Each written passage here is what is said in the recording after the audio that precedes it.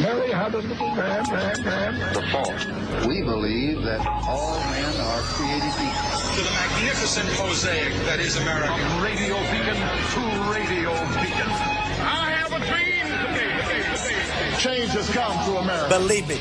Knock, knock. Who's there? It's a figment of your imagination. Randi Rhodes Show. Turn up your mind. And we do have breaking news, new numbers. The Labor Department just released new unemployment figures for last week. Joining us now to discuss what we are seeing, Julia Chatterley. Julia, what do you got? Well, we now see an extra 5.24 million people filing for unemployment benefits for the first time in the past week, as you can see. So it's not as high as some of the worst expectations. It's pretty much in line, but it's still, John, a further 5.2 million people. If I add that to the numbers that we've seen for the past few weeks, we're now talking about 22 million people just in the last 4 weeks filing for the first time. In terms of states where we've seen an increase in claims, Georgia, Michigan, Arizona, Texas, and it's broad across the industry, trade, social assistance, healthcare, hotels, retail, you name it, every sector just about coming under pressure, and this is the result. 5.2 million new jobs lost in 1 week, and just so people understand, if you add that to the job losses from the 3 previous weeks, that makes 22 million, which is roughly all the jobs that were added to the U.S. economy since the Great Recession, correct? Correct. Holy crap. That is stunning. That is just a freak amazing. So 10 years of spectacular U.S. job growth. Thanks, Obama. 10 years of unbelievable job growth wiped out in less than a month. This is unbelievable. And it's all because we have weak and idiotic, incompetent leadership at the top.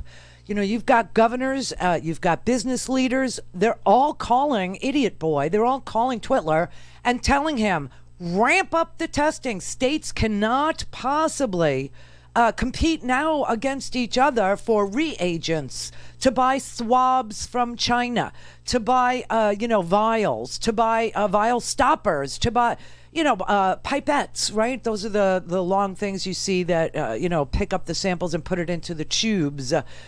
States cannot be competing against each other the way you had them competing against each other for PPE and ventilators, for test kits. If you have any care in the world about the people of this country losing their livelihoods, you will ramp up the testing. You will do a Defense Production Act, the likes of which nobody has ever seen, including during World War II. And he won't do it. He used that press briefing yesterday to air his grievances. Okay? He's unhappy about the board of directors for Voice of America. Seriously, that's what he spent a good chunk of yesterday's ridiculous coronavirus task force briefing bellyaching about. He's always got a bellyache. He's always got a complaint. He's always, aggrieved. He's always, a sad king. He's always, this isn't going the way I want it to go in my world, so I'm going to put your world on hold as punishment until my world looks the way I want my world to look. I mean, this is just so unbelievable. But the number and this new number, this 5.2 million for this week alone, those are just the people who were able to file for unemployment. Those were just the people who were able to get through the ridiculous, antiquated, backwards, COBOL-coded websites that states have. 29 states are up and running, and in 29 states, people will receive the extra $600 unemployment checks, which every single working person needs like crazy right now. But in 21 states, they're still, figuring it out. They're still behind. So if you live in New York, if you live in New Jersey, if you live in California, you probably are going to see the $600 today, tomorrow, whenever you get paid, okay? But if you live in Florida or, Rhode Island isn't up and running, but they say they're next to come on board. Louisiana, they say they're next to come on board. Texas said, don't worry, we'll get it soon. We'll get it soon. But that leaves, 18 states that have no clue what they're doing. They have no clue. And so this 5.2 million is of new filed unemployment claims are just for the people who were able to file new unemployment claims. We have 22 million people in this country who have been wiped out. No income. And so where are those $1,200 checks? That's another little stimulus package that was supposed to come out, okay? Well, I got news for you. If you're going on this Get My Payment website, that is the IRS website. I don't even want to say it because people will start jamming it up, but I just want to tell you, you're only allowed to go on the Get My Payment website once per day. Seriously, dude, once per day. And if you get a nebulous answer or you get a confusing answer or you get some sort of a mushy answer like payment status not available, that seems to be the big one. Don't do it again because they'll lock you out. You have to wait 24 hours or they'll lock you out. Now, let me tell you some inside baseball stuff that you may or may not already know about the $1,200, okay? The paper, oh my God, let me start here. If you used a tax preparer, okay, let's say you used TurboTax or you used H&R Block or you used one of the apps or whatever it is, right? And that's who filed your taxes for you. And that's 21 million tax filers, about, okay? The IRS does not have your direct deposit information. No. They have the information for your tax preparer, whether it was H&R Block or it was Jackson Hewitt or it was TurboTax. That's who got the refund. And then they subtracted whatever you owed them to do your taxes from your total and sent you the remainder. And either they sent it on one of their little EBT cards, not EBT, I should say, one of their debit cards, or they direct deposited it for you. Because of that, the IRS does not have your bank account information. They have the temporary bank account information that your tax filer, your tax preparer set up for you so that they could deduct what they were owed before they sent out the rest to you. So you can just wait. Seriously, the IRS is aware of the problem, but we're working on it. And that's why a lot of people are getting that message, payment status not available. It's because they don't have your direct deposit information. They only have it for the tax preparer who created a temporary account for you. That's 21 million people that are getting that message. Did you get that message? Did you use a tax preparer? That's why. That is why you haven't gotten Yeah, Randy, I use TurboTax, and I'm thinking I'm golden, and I'm not. You're not, and people are like really, really peeved about that because, nobody ever told them that. Actually, there was not really a reason to tell you that, but people were operating under the assumption that they had a direct deposit account with the IRS. Oh, no, oh, hell no. You do not. You have a temporary bank account with the tax preparer. All right, so that's 21 million people. Low-income Americans who do not typically file a tax return, you're eligible for the $1,200 check, including homeless people. But you have to actually, I don't know how people are going to access the internet. You have to go to irs.gov and you have to file a form. It's called the new non-filers tool. And it's only available on irs.gov. So if you're low income and you didn't owe any taxes and you didn't get a refund, you have to fill out this non-filers tool or you're never going to get your $1,200. So you can wait. A lot of people are getting the wrong amounts. Some people are only getting the amounts for one kid when they have 3 kids. The IRS says, we don't have an answer for you yet. They're not sure why that is. I'm serious. They just don't know why that is. People are checking their tax returns. People are figuring out that, they did have 3 dependents on their filing. And the IRS is just saying, I don't know. We're working on it. They're not sure. They're not sure why it doesn't include money for all your children and only some of your children. But in 2 weeks, they're going to send out a form. They're going to show you how they tallied your amount. And then you'll be able to appeal it. Won't that be fun? So another 2 weeks for you. All things Randi at RandiRhodes.com. Go for launch. Speaking truth to power, the Randi Rhodes Show. The Paycheck Protection Program is on set to exhaust its $350 billion funding from Congress this morning. Democrats and Republicans both want to add another $250 billion to that emergency coronavirus funding, but have yet to come to agreement on whether to add restrictions to the loans or not. I will show you why we need restrictions on those loans. You can just about guess why. The small business owner is getting trampled upon by the giant chains, the big restaurant chains, the big movie theater chain. And yacht owners and private jet, outfits, charter jet outfit. They are all beating us and it's first come, first serve on the small business money. So I will go over that, but I'm not done with your $1,200 yet, and I'm not done with your $600 unemployment yet. All right, so I think I've just explained. Don't go on that My Payment thing, Get My Payment website more than once a day. They'll just lock you out anyway, and so there's no need to check it more than once a day, okay? And if they get it wrong, 2 weeks later for you. Like if you have 3 kids and they only gave you one $500 check for one kid, they'll send you a little note in 2 weeks and they'll tell you how they deduced that your other 2 kids don't count, and so you're $1,000 short on the payment, and then you can appeal it. That's where you're at, okay? That's where you're at. The other thing you need to know, I told you about your tax preparer. If you use TurboTax, H&R Block, that's 21 million people. So you're going to have to wait because you don't have direct deposit information on file with the IRS. Oh, no, you have a temporary bank account that your tax preparer started for you so that they could deduct whatever you owed them to do your taxes, and then they sent you your money.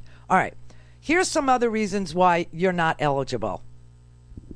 You made more than $99,999. Okay, and what I say, 99,000, right? 100,000. If you made 100,000, you get nothing. Now I will tell you the Social Security recipients. If you worked for the railroad and you get paid that way, through this a railroad retirement benefit. Your check isn't coming until early May. Early May. But you will get a check if you're eligible.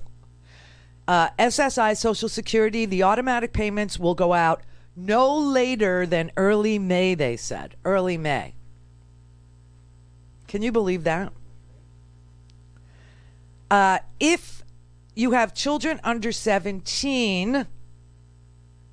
and you're on Social Security, you also have to go to irs.gov to get the $500 payment per child.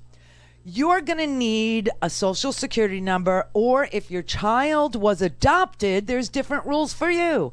You need an adoption taxpayer ID number for each of your adopted children. I'm not kidding.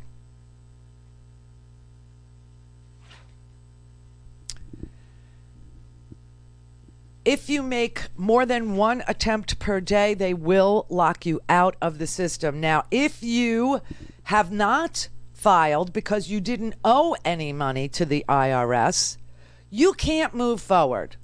No, not on the, check my payment tool, because there's a glitch in it.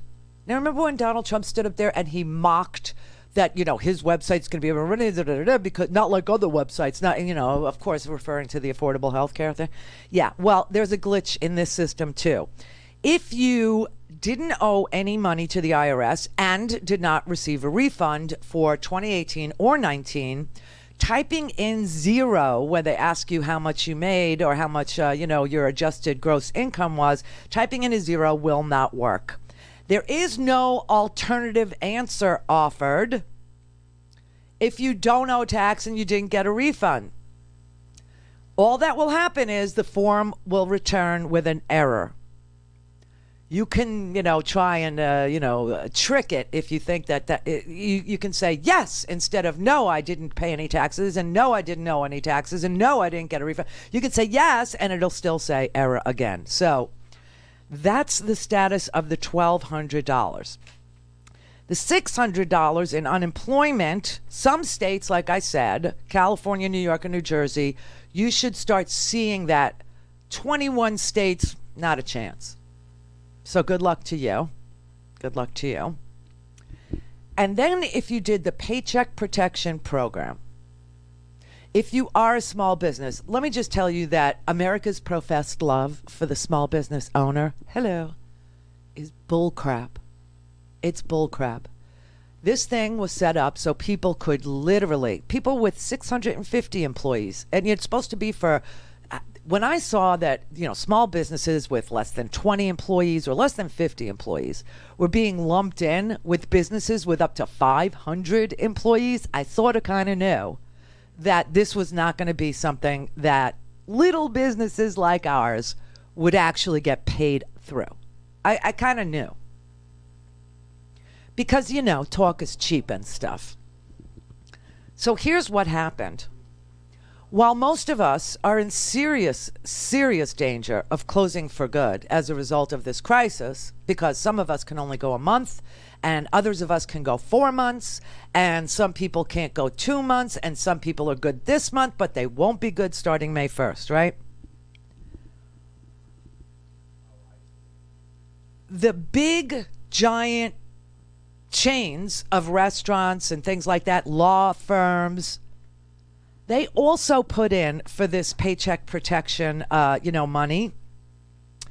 And they got the first wave of cash. And now they're reporting there is no more cash. So they're not even taking new applications. In fact, if you went to the SBA's website, sba.gov, you will see now there's a new clickable link saying that funds have been exhausted. Yeah, there's no more money. But the amounts that went out to these steakhouses like Ruth's Hospitality Group, Potbelly Corp, a big giant chain of sandwich shops, okay? Some people got $10 million loans out of this thing, okay? Some people got, JP Morgan gave a total of $20 million for one company, but the maximum was supposed to be $10 million. That would be Ruth's Hospitality. Ruth's said in its SEC filing that 2 of its subsidiaries were granted loans on April 7th by JP Morgan totaling $20 million. Okay, and the maximum loan amount a company could get is supposed to be $10 million. 3,273 companies were approved for $5 million or more each as of Monday. And so that total amount is $22.8 billion, or about 9% of all of the loans that have already been approved. And the small businesses are just sitting there waiting. Call in, connect. To speak to Randi, call 561-270-3844. 561-270-3844. Here we are again in an emergency situation where we need to help people. And if we don't take a closer look at the language, what is going to happen and what is happening is that the savviest will win and the neediest will lose. So you're giving a really important and good example, because the way this program works, yes, they're trying to get another $250 billion, but I promise you, there's going to be in the trillions when it comes to demand. Because if you're a restaurant in Pensacola, just like you said, you're completely shut down right now. You have zero income. And to get this loan, you basically get to get 2.5 times payroll for the next 2 months, but you've got to bring everybody back on. So you're going to hire everybody back, and you don't know. You might not be open again in 2.5 months. It's a huge risk. And that small restaurant, they don't have a great relationship with the bank, so they weren't able to get in early. Now let's go to the reverse. This is perfectly suited for a private country club, a law firm, an investment firm, or just like you said, somebody who literally owns a yacht or a private plane. And let's walk through that example because it's important to show people. Watch. If I owned a yacht or a plane and said 3 times a year, I'm going to charter it out, well, chances are I've lost those charters because people aren't traveling. But I've got a captain and a crew. So my business manager would say, hey, Stephanie, you can apply for PPP because technically, Joe, I am eligible. I am going to lose that income. But you and I both know that person that owns a plane or a yacht or a private club, they don't need that. And this money is going to run out. And if Congress doesn't look at this right now and say, let's see who this money is going to, then you and I are going to be sitting in these exact seats 6 months from now doing a financial autopsy going, hold on a second. These people took the money. All we'll be able to do is publicly shame them. But that nail salon and that restaurant, they'll be long out of business. This is an opportunity for Congress to really look at where this is money going. And on top of everything that Stephanie Ruhle just honestly reported, which is all true, that the first wave of this money went to the savviest with the best relationships with their banks. 75% of, these businesses, first come, first serve, right? In other words, if you didn't hand in your paperwork fast enough, or even worse, your financial institution didn't get to your paperwork in time, then you got beat out by the biggest income earners in this country, because technically their airplane or their yacht or their summer, their VRBO house or whatever it is that they make money off of, had employees, and they filed for 2.5 times that payroll for the next 2 months, and they got their check ahead of you. Now, there's been a large debate going on about businesses that run with contractors. Do they count as employees? People who have contractors didn't apply because they didn't think that they qualified, but you're getting different answers. If you talk to a lawyer, he'll say, yeah, they do count. If you talk to an accountant, they might say, no, they don't count.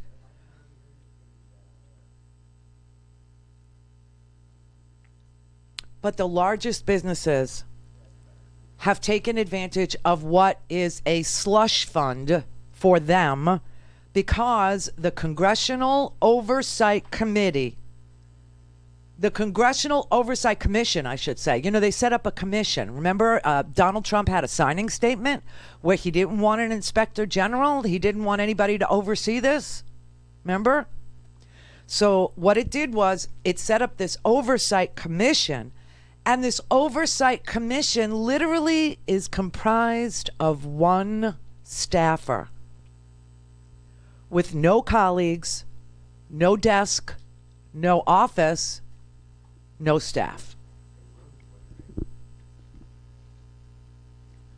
And inequality just becomes even worse. They say, 50% of Americans work for small businesses, and it's really, they are literally repeating the tax cut that Donald Trump put through that went to the top. They're repeating the same pattern with this. They shower favor on the bigger businesses, and they force us little guys to fight over the crumbs. And the result is going to be that small businesses, entertainment venues, hair salons, nail salons, barber shops, restaurants, mom and pop, they're going to have to close their doors for good. And guess what then happens? Yeah, corporate consolidation. the big players either swoop in to buy their competitors or just smash them, just break them and ignore them because they're not there anymore. And guess what happens to you? You get treated worse. You get treated worse. Because what do they care? Customer isn't always right. Where the money is always right. The banks are always right. And so there's no more money left. They're not even taking new applications today. The Democrats want to rewrite this. Everybody, both sides, we needed $1 trillion into this emergency funding, these packages for businesses, small businesses. We needed $1 trillion. And they appropriated, what, $349 billion? So that's like about a third of what was really needed. Now they want to put in another $250 billion. Because the first wave, we obviously know, went to giant businesses. Businesses that are still able to operate. I want to play you something that's going to really make you a little sick, I think. This is the owner of Junior's Cheesecake in New York. Now, Junior's Cheesecake used to be just a little place in Brooklyn, okay? And it had great cheesecake, still does. They expanded it. They've got all these locations nationwide. They also have an online thing. You could buy them. They ship to you. And that's all still operating. But here's the owner of Junior's Cheesecake. He got a $5.5 million Paycheck Protection Program loan to pay his employees. But he's not paying his employees with the money. He's paying for the real estate. He's going to pay for the stores, the rent on the stores, because he says his employees will get unemployment. And so he doesn't feel the need to use the PPP, the Paycheck Protection Program, to protect their paychecks. He's using a loophole in it that says he can use it for rent. And that's what he's using it for. So how does this work, Alan? In other words, you're not bringing these workers back literally to work. It's not safe for them to be in a close confined space and so forth. So what, you just pay them their salary into direct deposit or what? No, we're not even paying them right now. We can't. If we were to pay them now and didn't get the green light to open until the end of June, the money would be wasted because we'd be closed after we used up that money. Restaurants don't typically have a ton of working capital sitting around. They're month-to-month businesses. So this capital is going to carry us through our grand reopening, for lack of a better term. And if we want to do this smartly, we have to wait till people are comfortable from this medical crisis to sit shoulder to shoulder in our restaurants or in Broadway theaters or movie theaters. And until that time, it would be, in my opinion, wasted money to start spending it. Okay. You kind of hear that, right? You kind of get that? Then the questioning begins. And it's pretty devastating. This is the Randi Rhodes Show. To speak with Randi, dial 561-270-3844. That's 561-270-3844. We have to wait till we have a very clear pathway to success. So let me understand this. The money that you received from the taxpayers or backed by the taxpayers is not reaching the workers. Not yet. It will reach the workers when right now by law, Tyler, we can't open today. I wish we could. And if we did open today and only did 70% of our revenue or 60% or 50%, that money would basically evaporate in a matter of 2.5 months, because that's the calculation for the PPP loan. It's 2.5 times your monthly payroll. So if we start to use it too soon, sorry, Tyler, but the purpose of the loan is to get small business back on their feet, not for 2 months, but for the rest of our 70 years.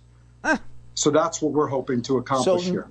So this is a calculation that you've made. There's nothing that stops you from saying to your 650 workers, here is your paycheck for the last 2 weeks since we had to lay you off. I could take people off unemployment today. I am paying their medical insurance as we speak. I could take people off unemployment insurance today, not have the opportunity to reopen our businesses and run out of funds in 2.5 months. Yes, that would be an option. But as the CEO to an iconic New York business, I have an obligation to make sure that this business continues for another 70 years. and to our employees. So do you have to pay the loan back? Under what terms do you have to pay the loan back? If you don't pay workers, do you? The way I understand it, Tyler, the loan, 75% of the loan value must be used for payroll. Right. The other 25%, as it stands right now, can be used for rent and utilities. No high earners are included. There's a cap at $2,000 a week. And we have segregated the money in our business in separate checking accounts. So anyone who's getting a PPP loan, I recommend you do the same. And we're only going to use it for bona fide expenses that qualify for the program. And do you have any part of your business that is functioning right now?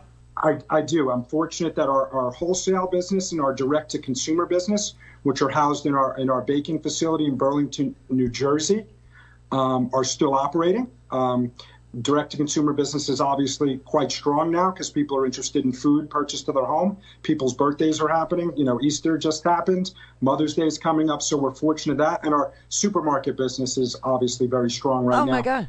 Because all the meals that used to be taken at New York City restaurants are now being taken from supermarkets and grocery. What a snake. Isn't that amazing? First of all, the limit is supposed to be businesses with less than 500 employees for the Paycheck Protection Program. He's sitting there in this interview admitting that he has 650 employees.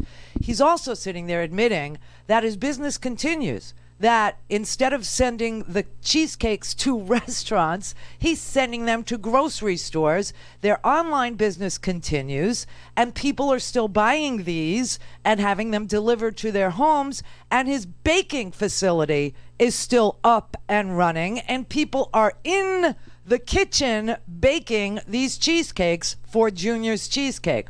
But he got $5.5 million in a loan program that's supposed to be limited to small businesses with less than 500 employees. And obviously he's sitting there saying he's got 650 and he's not paying them with this money. He's not going to pay them. He's going to put it in a bank account. And if and when he opens up his restaurants, plural, across the nation again, and I don't even know how many he has, then he'll, pay the employees? I don't know. Maybe he'll close down the restaurants and just stick with the wholesale business and just stick with the mail order. But I have no idea. But that's the kind of snakery that's beating us to the bank. That's unbelievable to me. That is amazing. Meanwhile, the owner of the Houston Rockets, who also owns a restaurant chain, he's begging business owners who got these loans in the first wave, the big, well-connected, that they pay their employees and do it now. Get the money out the door. I've always said, get the money to the companies, let us get it to the employees, and then come back and audit us later. Well, I don't know why it has to go to the companies and then to the employees. I don't know, but apparently this is a different view of how you survive the COVID. By businesses. I mean, it's just so unbelievable. This is amazing. So here's where we are. We're hoping to God that we can get 100 senators, right? You need unanimous consent now to do anything. I mean, the House too. You need every single member to agree. And we need another, tranche of money. And it'll only be 3/4 of what is predicted that small businesses need. They're saying we need $1 trillion. Why big business gets trillions and we get crumbs all the time, and then we're knocked out of the line by a guy with 650 employees who shouldn't even be qualified to receive a nickel under this program is just another example of America doesn't give a damn about small businesses, right? And remember, the banks are going to offload all these loans. They don't have to keep these loans. They offload all these loans to the Treasury, and they're still not making them to small business. They're giving them to their best customers, even if they don't qualify for the under the parameters of the loan. So we want Congress to appropriate more money for this, so that if you run a small business, a flower shop, a travel agency, I know there's a lot of people here that work for themselves or have a small business. I mean, this is what America is, right? So we need another wave of money, but we need restrictions on it. You know, the money cannot go out to hedge funds. It can't go out to big chains. It can't go out to, the biggest and the most well-connected. It makes no sense. It's not going to save our economy. It's not going to keep these businesses in business. And if the economy comes back, keep your fingers crossed, right? That this man finally figures out that, nobody can open unless we have testing. And we need more than one kind of test, we now learn, right? We need the test to find out if you have COVID. And because we learned that the most contagious you will ever be, this is crazy, but it's true. The most contagious you will ever be is before you have symptoms. So all these asymptomatic people that are out there without masks, like these idiots in Michigan and these idiots in Kentucky yesterday and idiots in Utah yesterday, they're the ones who are asymptomatic that have the biggest chance of being contagious out there screaming, ich bin mein frei, or, work makes you free. I mean, it's very Nazi. With Confederate flags on, and no less, okay? They don't even understand what they're advocating for. They should be out there asking for tests so the economy can open up. But anyway, the big businesses are telling the president, there's no way to open. People aren't going to go to a movie theater. People aren't going to go to a restaurant. People aren't going to go, to a bowling alley. People aren't going to go sit in a cafe, shoulder to shoulder. People aren't going to stand in lines at Starbucks if they don't know who, is contagious. What are you, crazy? And I promise you tonight, Donald Trump's going to open the economy for at least a part of this country. He's going to tell the Midwest, you have very low incidences of this virus. I say, we open this country. You open your businesses. You go back to work. You this, you that. Now, the governors, of course, have the say in whether or not they quarantine their own citizens because of a pandemic. But, you got these crazy ones. You got the North Dakota lady. You got Christine Ohm. You got some really, strange apples out there who are going to do it.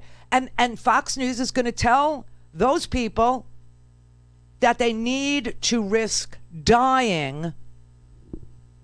They need to risk dying and open up their businesses. I swear to God. This is what Senator John Kennedy from Louisiana was saying on Fox News last night. We got to reopen. Yes, we know the corona cases will go up. We just don't care. I don't want to hear any more from the sophomoric accusations, and I'm not saying the governor made it, but the sophomoric accusations that if you're morally tainted if you don't want to see the American economy crash. Oh, my God. I value life. We all value life in America. So this isn't a question of not valuing life. This is a question of making a hard decision with the cold, hard facts. And anybody who thinks that we can just leave this economy shut down indefinitely until we have no more cases, well, they probably still believe in Bigfoot. Oh my because God. That's just not realistic. And every politician, myself included sometimes, is just dancing around the issue. The American people get it. What? We got to reopen, and when we do, the coronavirus is going to spread faster. And we got to be ready for it. That makes no sense. Who's going to go out and, participate in anything, if the COVID virus is spreading faster? They keep telling you that, the little guy is everything to this economy, and that's true. So why don't you pass the money to the consumer faster, more efficiently, in larger chunks? And then the economy won't tank. Oh, that never dawned on me. No, I want people to go out there and die for $7.25 an hour or $12 an hour or $15 an hour. Are you freaking kidding me? That's the only solution in your head?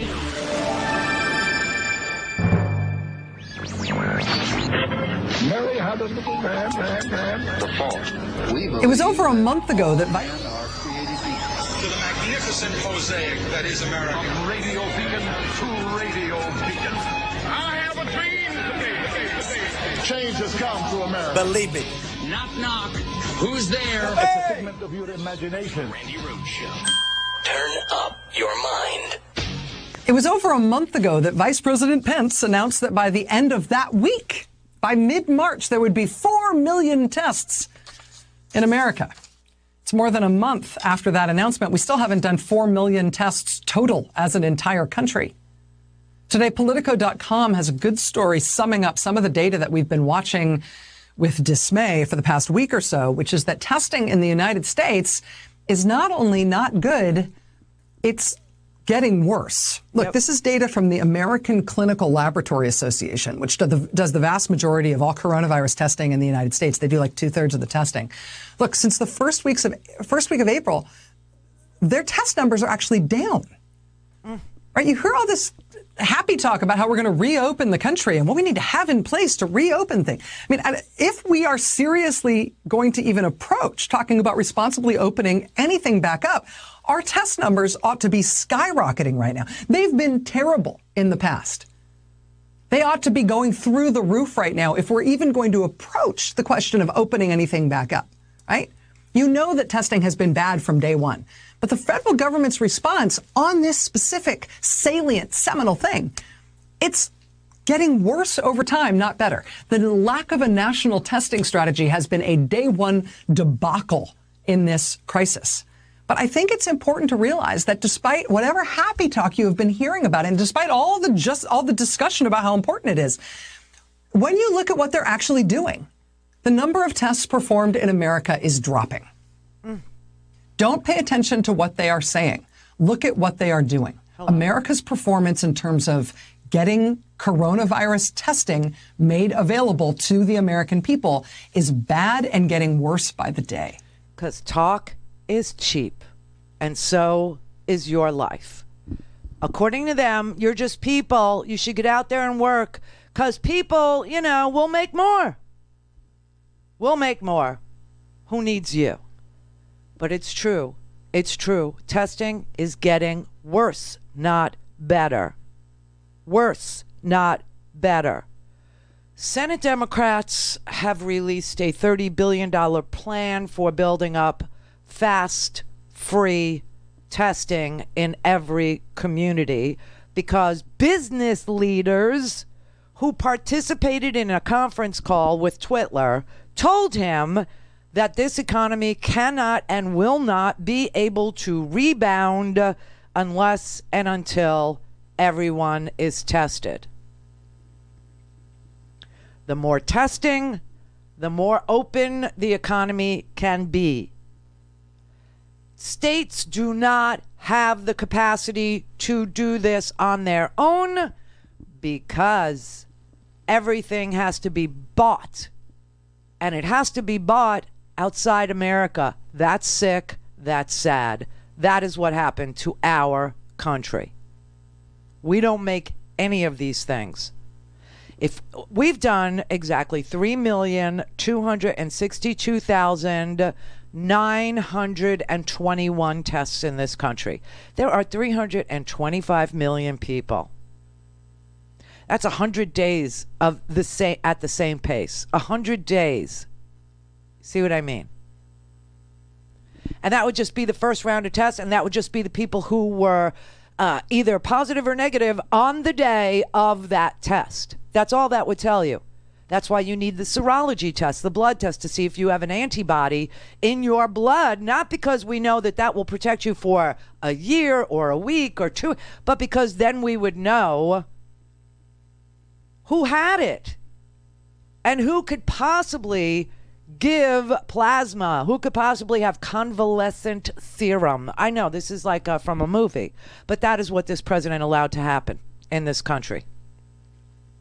So if we did 2 million tests a week, which we're nowhere near, we would be 80 weeks away from testing 160 million Americans, and that's about the size of the workforce. 80 weeks away. 3.1 million tests across the United States as of Tuesday night. Today it's 3.2 million tests. That would take us 160 million days, 160,000 days. And we can't do the test. Know why? We don't have the chemical reagents. We're out of Q-tips, swabs, everybody, swabs. And we're out of the pipettes.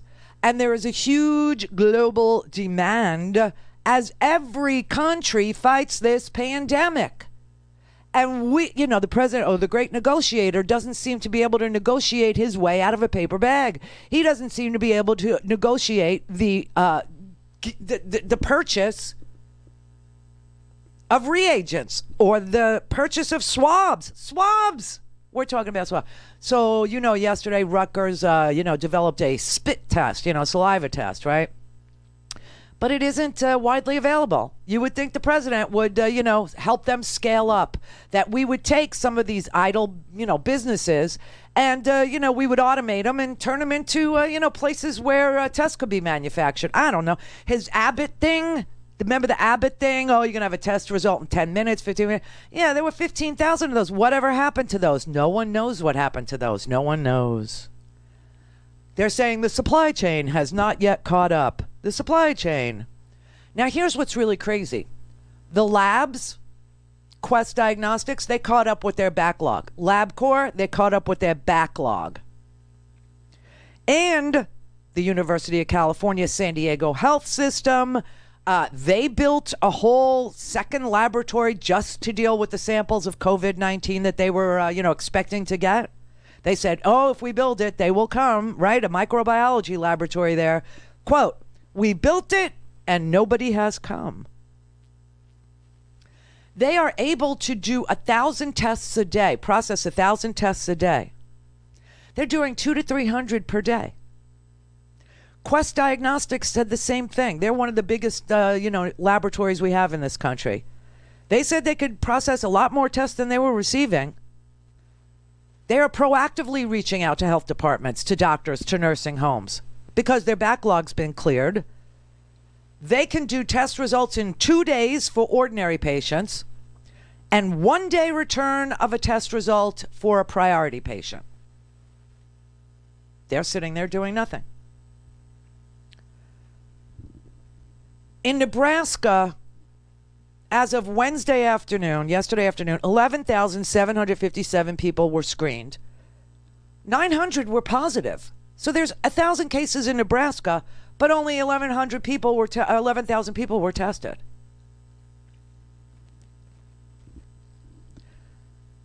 They said the chemicals and the equipment that they need to run the tests, they're being bought by New Orleans. They're being bought by New York. This is why you need one central purchasing agent. But the president, he's not a shipping clerk.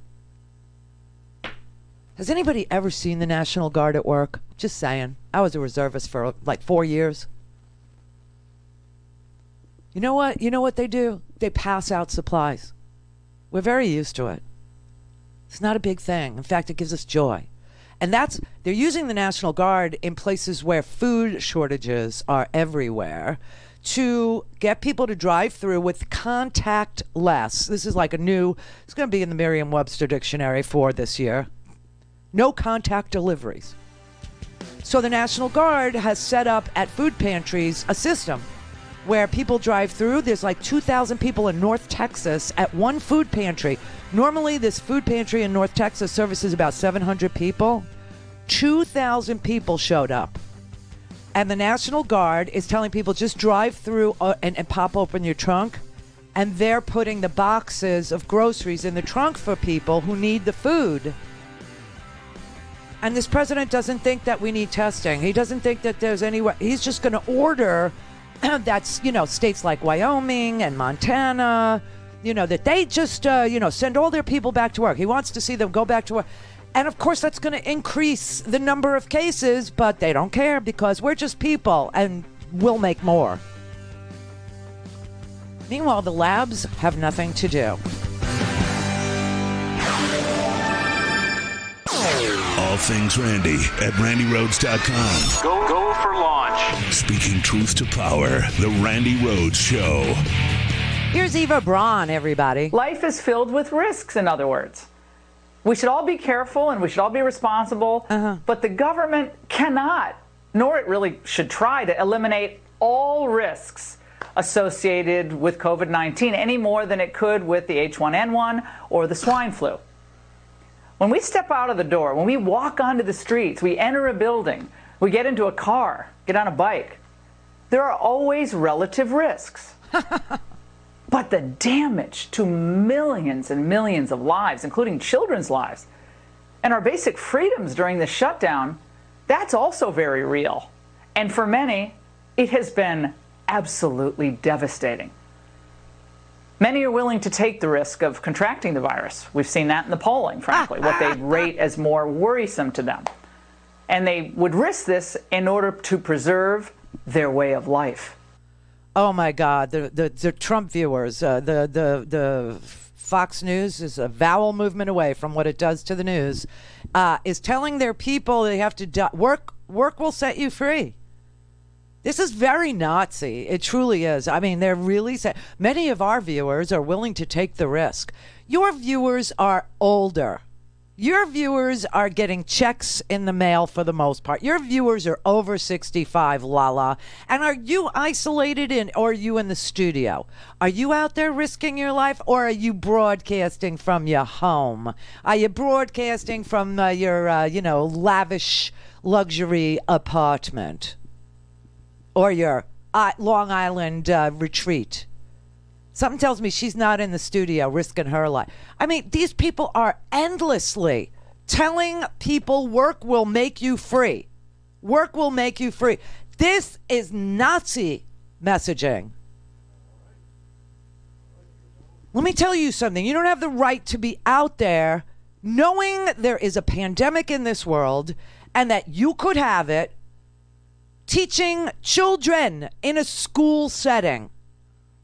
You don't have the right to be running a restaurant if you think, you don't even need to think you have it, if you haven't been tested and screened. We have all these health rules when it comes to restaurants, inspections, clean kitchens. But if the restaurant itself is staffed with people who are infectious, what right do they have to be open and serve the public? What's wrong with them? But they're going to preach this work will make you free thing. I swear to God, until every last one of us is dead. Gretchen Whitmer saw what happened in Michigan yesterday. And it wasn't just Michigan, by the way. It was Michigan and Virginia and Utah and South Carolina, North Carolina, not South Carolina, all protesting, and not for tests. Oh, no, not for the freedom to know that they were healthy. Not for the freedom to know that they could work safely and not infect others. No, they were protesting for the ability to be out there without a mask and infect others, because their liberty includes infecting others if they think that's what they want to do. Are you kidding me? What do you make of the fact of people flying Confederate flags on your streets to protest a stay-at-home order that's meant to save their lives? It wasn't really about the stay-at-home order at all. It was essentially a political rally, a political statement that flies in the face of all of the science, all of the best practices, and the stay-home order that was issued. You know, this looks like a lot of people, and it felt like a lot of people, but in the bigger scheme of things, Michigan's a state of 10 million people, the vast majority of whom are doing the right thing. Our hospitals have stepped up, our nurses, our doctors, the average citizen who's staying home or is contributing in some way to help people on the front line. That's the story of really what's going on here. This group, this small group of people that came together without masks on, who were passing out candy and with bare hands to children, who were congregating together, who were, brandishing their weapons, who were having, posters of being anti-choice. I mean, this was a political rally. It was a political rally that is going to endanger people's lives, because this is precisely how COVID-19 spreads. And let me just add one more thing. The cars were blocking one of our hospitals, so an ambulance literally wasn't able to get into the bay for 10 minutes. This is the kind of behavior that extends the need for stay-home orders, that spreads COVID-19, that overruns communities. And this is precisely the worst thing that could have happened today. I'm all for people having a difference of opinion. If people are angry, and I know there's a lot of angst and people are feeling it and they want to direct it at me, that's fine. I can take it. But showing up and being this irresponsible is not just endangering their own lives. It's endangering all of our first responders and our ability to meet the needs of the people of this state who are all trying to do the right thing. Can I just say she's the only person I have ever seen who looks really fabulous on a webcam? She looks like Wonder Woman. She is so freaking beautiful. Gretchen Whitmer. I've never seen anybody who looks good on a webcam, including myself. I'm on a webcam. I just never saw anybody that looks that good on a freaking webcam. But she's right. What those people are advocating for and agitating for is the right to commit negligent homicide or manslaughter. Okay? They may not intend to be killing you, but they can and will if they keep congregating and passing out candy from ungloved hands to children and standing outside without masks on their face in large crowds. I'm sorry. Whatever happened to we're all in this together, the United States, divided we fall, together we stand. I mean, these people are just lunatics. They are fringy and lunatics, and they are literally endangering other people's lives. People who are doing the right thing, who are taking it on the chin, who are staying home, who are staying in, who are trying their damnedest not to contract and or to infect other people. And you see these trolls out there in Michigan and Kentucky and Utah and Ohio and North Carolina, and are they asking?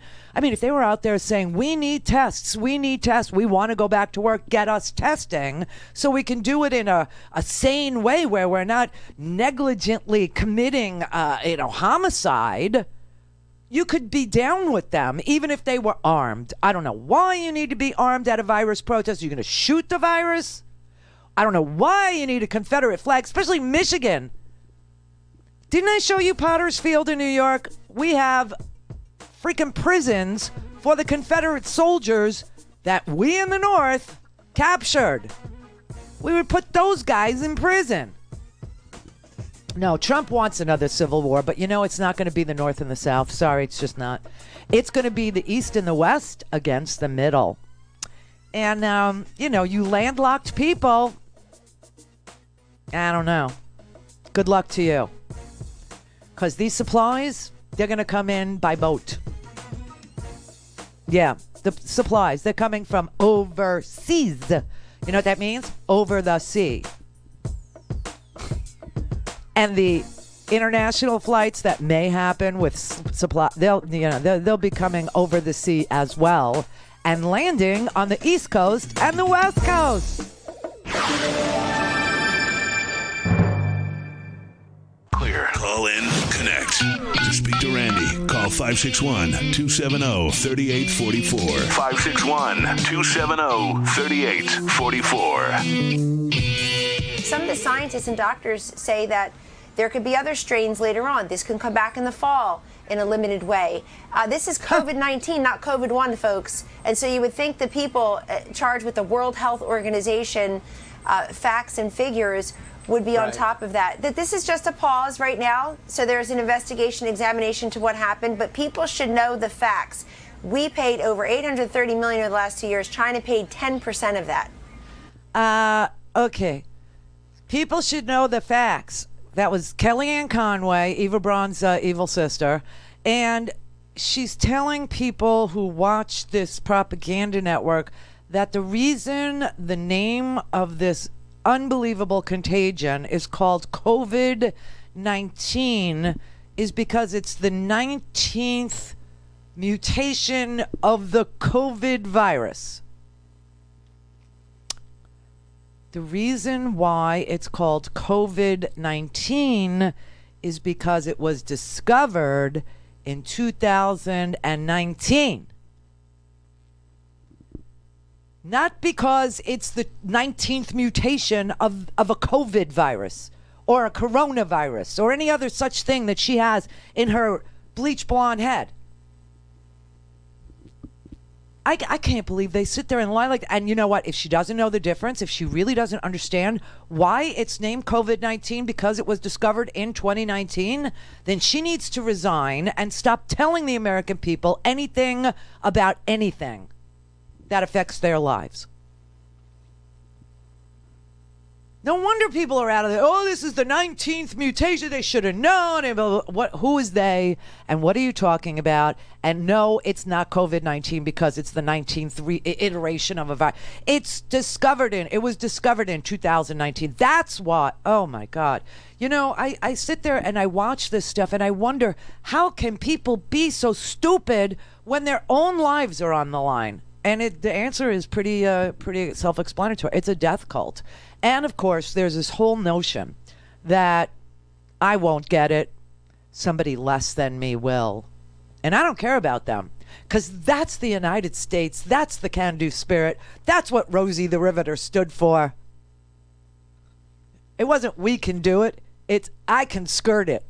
I can avoid it. I don't have to participate in it. I don't have to think of a solution. It happens to other people. Yeah, that's the American way.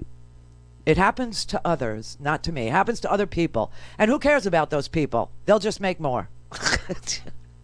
Eat up, everybody. Tim in California. Good afternoon, Randy. Hey. Randy. I adore you. Oh, good. Long time, sometime. Okay. And physician out here in San Diego. We've talked a little bit. And I wanted to, you mentioned juniors.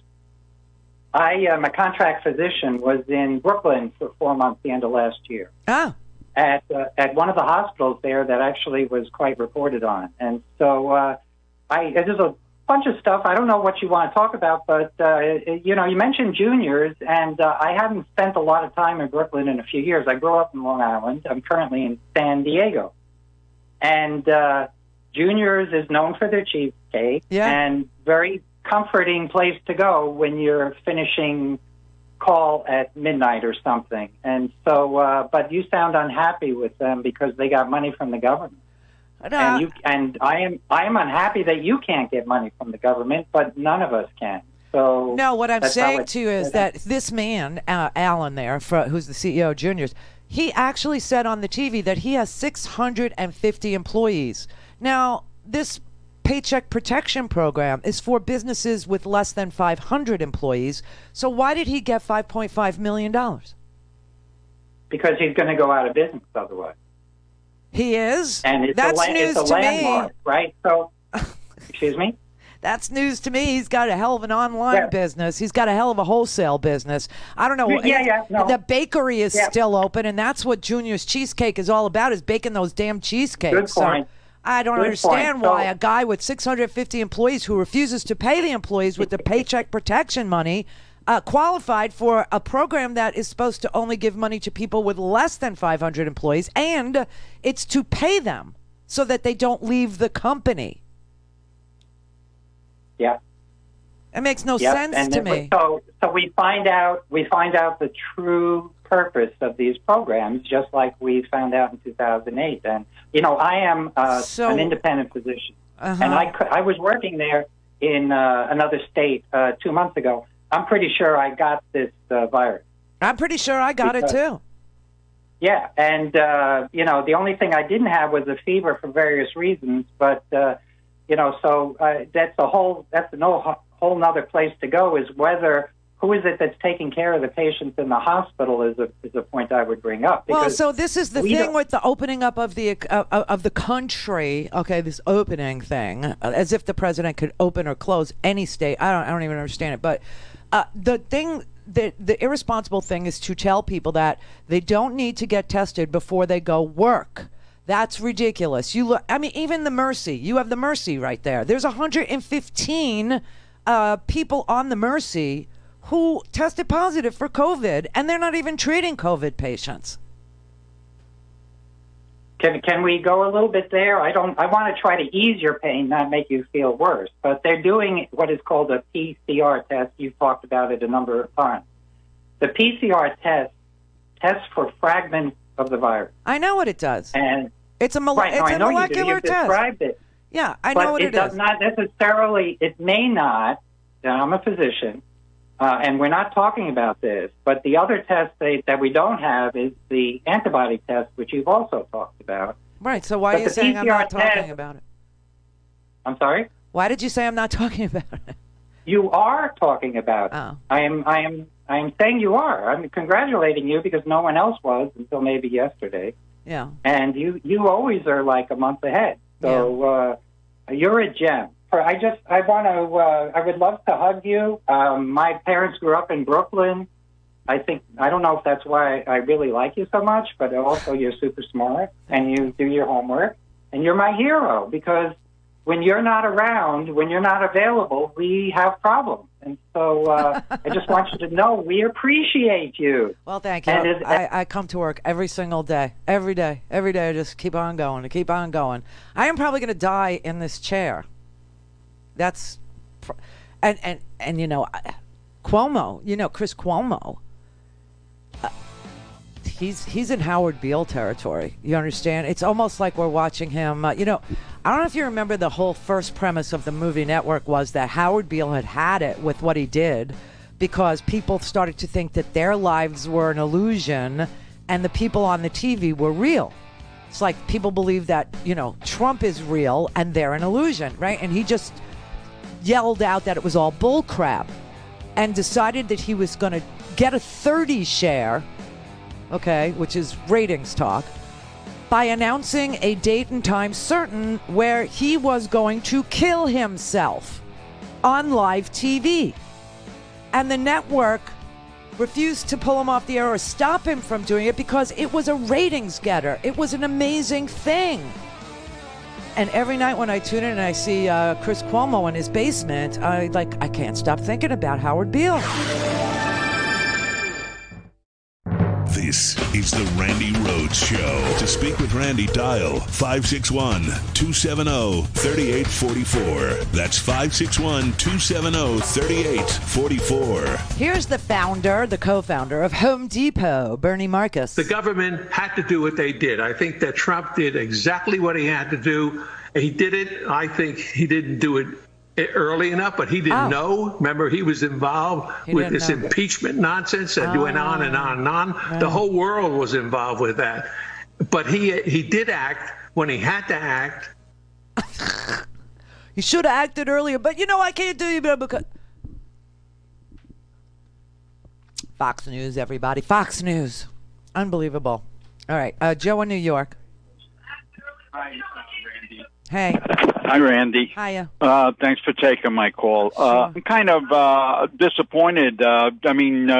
Junior Cheesecake gets allowed to lie and get a $5 million loan so he could pocket, and my son's got 25 people under him and can't get a loan. Yeah, I know. I hear you.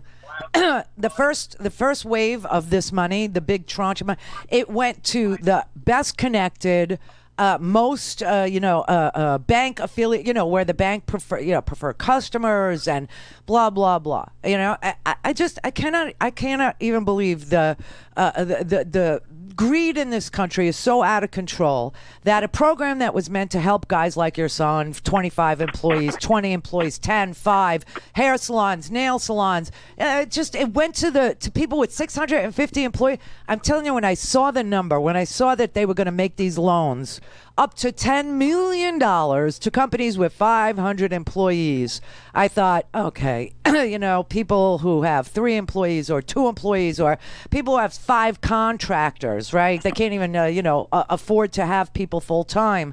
They're going to get screwed. And we did.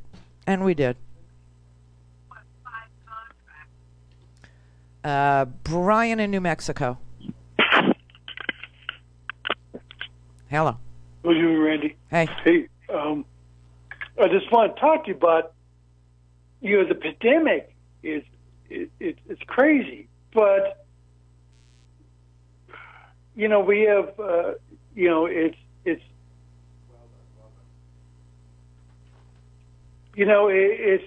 this is like crazy stuff that's going on right now. Uh-huh. Crazy stuff right now. Uh-huh. Uh-huh. I mean, they see China. Do you have a point? Yeah. Okay, make I it. do. It makes it a lot easier for the listener. Okay. All right. Sounds good. I mean, the red flag was raised a long time ago. It was raised back in December. It was raised back in December. So, Trump says,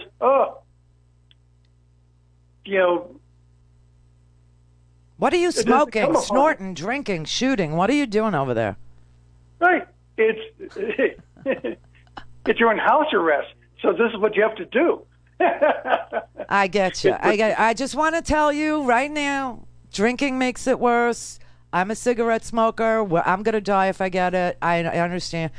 Just a general warning. I get it. We're not supposed to be drinking. We're not supposed to be smoking the weed. We're not supposed to be And I'm making salsa, too. Yeah, there you go. That'll kill you, too. Everything will kill you now. So. Yeah. All right. But I'm gonna limit the calls to semi-lucid people. Okay. But back then, China was building hospitals. I mean, major hospitals. I mean, wasn't that the red flag back then? I saw them starting to build hospitals in February. I did. They were building hospitals like in 10 days. In a week. Yeah. In a week they're building hospitals. Yeah, but they started that in February. So now we're finding out that there's all these rumors that Fox News is perpetrating against America now. There's more, that it was created in a lab. It was created in a lab, everybody. This is it. Mr. President, multiple sources are telling Fox News today that the United States government now has high confidence that while the coronavirus is a naturally occurring virus, it emanated from a virology lab in Wuhan, that because of lax safety protocols, an intern was infected, who later infected her boyfriend, and then went to the wet market in Wuhan, where it began to spread. Does that correspond with what you have heard from officials? Well, I don't want to say that, John, but I will tell you more and more we're hearing the story. And we'll see. When you say multiple sources, now there's a case where you can use the word sources, but because it's Fox News. Here's the source. This is the source. It's number 20. Here you go. We also have new information tonight that you heard John Roberts ask about the origins of the coronavirus. Multiple sources say this may be the costliest government cover-up of all time by China. The belief now, you heard the chairman of the Joint Chiefs asked about it, that the intelligence was inconclusive, but there is a growing belief that the COVID-19 virus originated in the Wuhan lab, not as a bioweapon, but as China's effort to find and deal with viruses to show the world China was as good as or better than the U.S. on that front. It's believed that the virus was bat to human, and then the human, patient zero, worked at the lab, went into the population in Wuhan, and the virus quickly spread from there. China, according to sources, moved quickly to shut down travel domestically from Wuhan to the rest of China, but did not immediately stop international flights from Wuhan. These sources say the World Health Organization was complicit from the beginning, helping China cover its tracks. And that is where we begin tonight. Chief White House. Oh, Jesus. Oh, dear God. Okay. All right. So if that's true, Donald Trump is best friends with President Xi. That means that President Xi lied to his best friend, Donald Trump, and that when this whole thing was going on, Donald Trump did not stop travel from China. Oh, no. Oh, hell no. And in fact, Donald Trump said China's doing a great job and they're being very transparent with it and da-da-da-da-da, right? He loved China. He thought she was, fabulous. But they're going to start to talk about China's participation in spreading this virus. And that, my friends, is war. You understand that? If there is an acceptance in this country that China either purposely or carelessly protected, their people, but did, stopping domestic travel from Wuhan in China to other parts of China, but not telling the World Health Organization, not telling the United States, not telling other, surrounding countries. that this was going on for days and days and days on end while this thing was multiplying and multiplying and multiplying, then the United States is going to have to go to war with China.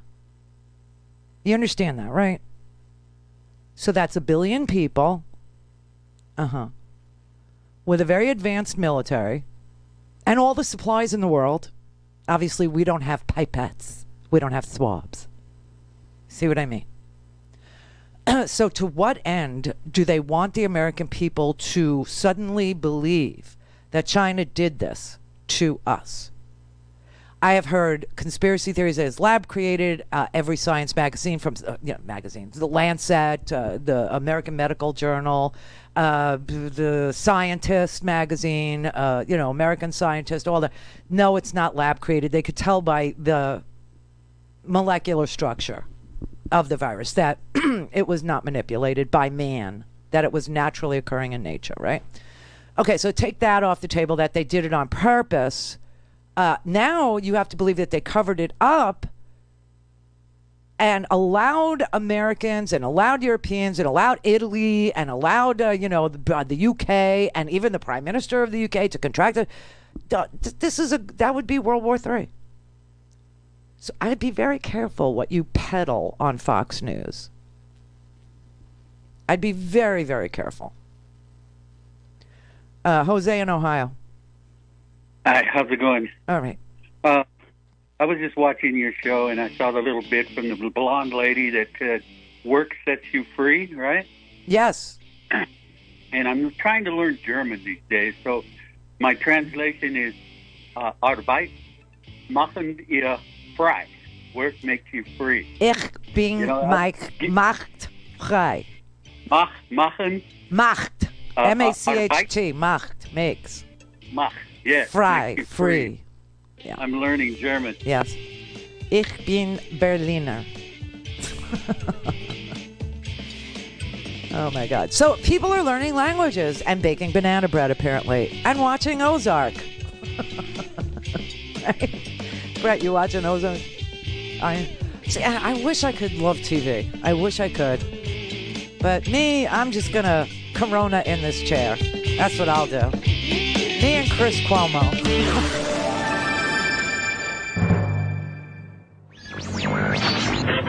Mary had a little man.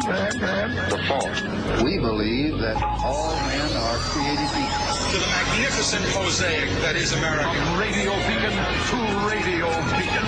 I have a dream today. Change has come to America. Believe it. Knock, knock. Who's there? It's a figment of your imagination. Randi Rhodes Show. Turn up your mind.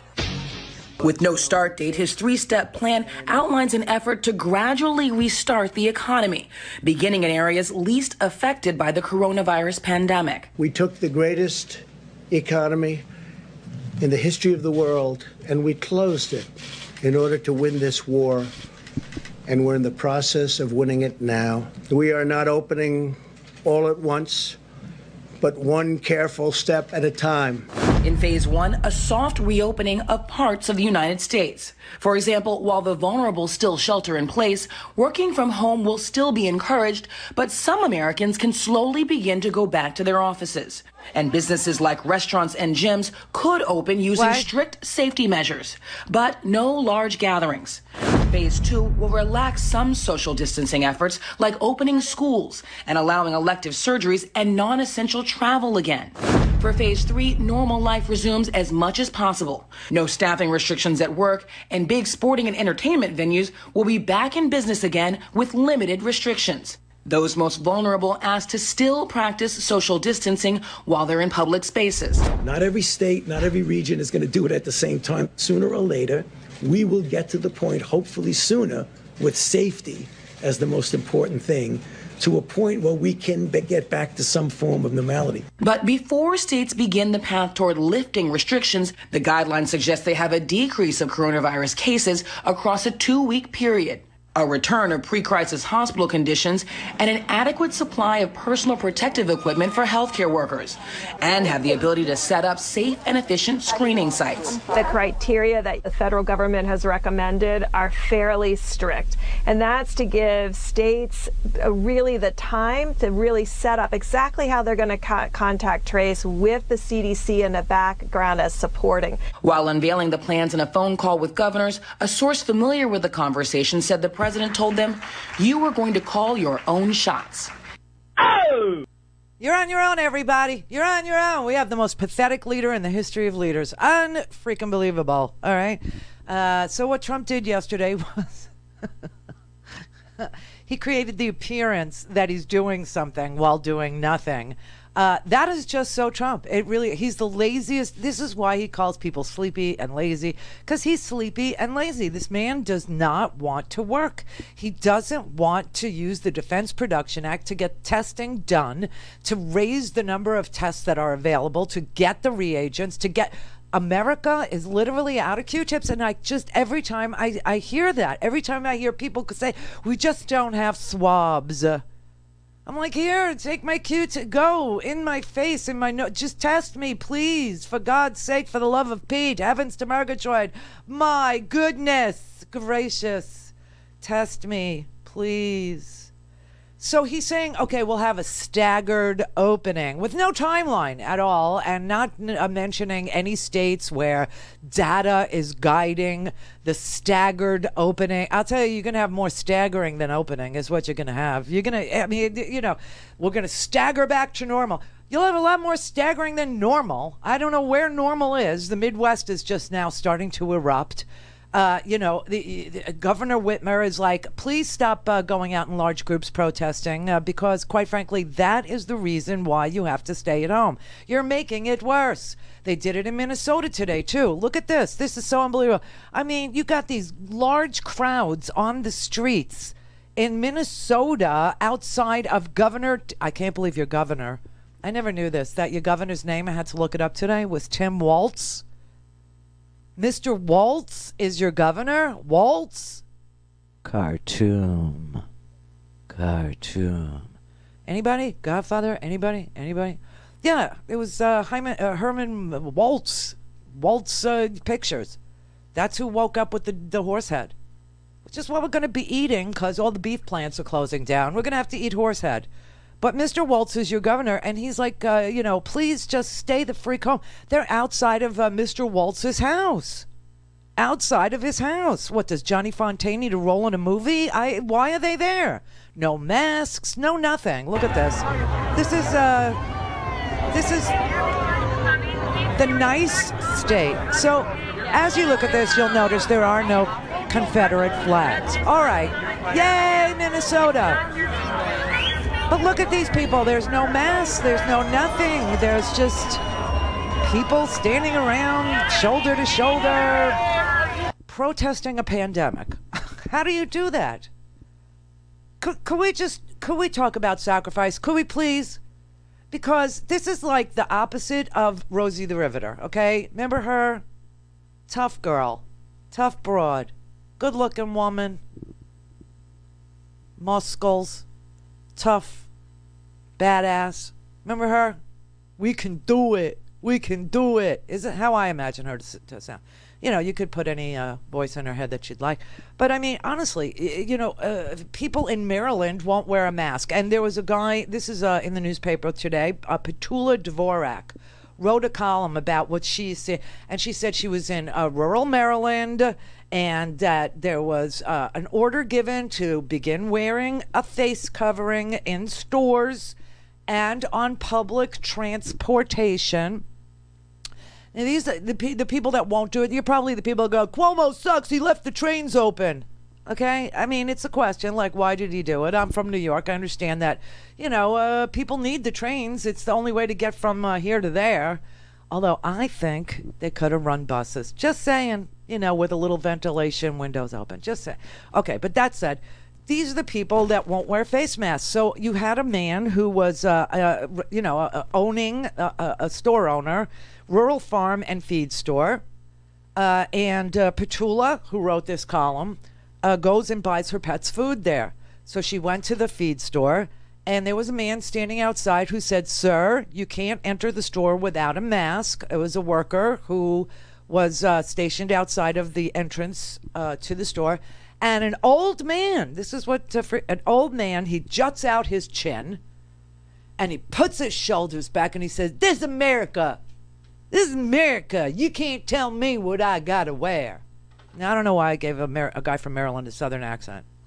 My aunt and my uncle lived in Silver Spring for a really long time. They had no Southern accent, just saying. But yes, this is America, and America is asking you to sacrifice for the greater good. This is why we have so many movies and documentaries and PBS special about the greatest generation. I mean, Tom Brokaw celebrated the greatest. This is why we literally long for this nostalgic greatest generation that we did not get to be part of, and maybe we wished we could. Well, now you can. Now you can. Michigan, they're waving Confederate flags up north. I don't even get that. What is the connection except for the white supremacist part? Oh.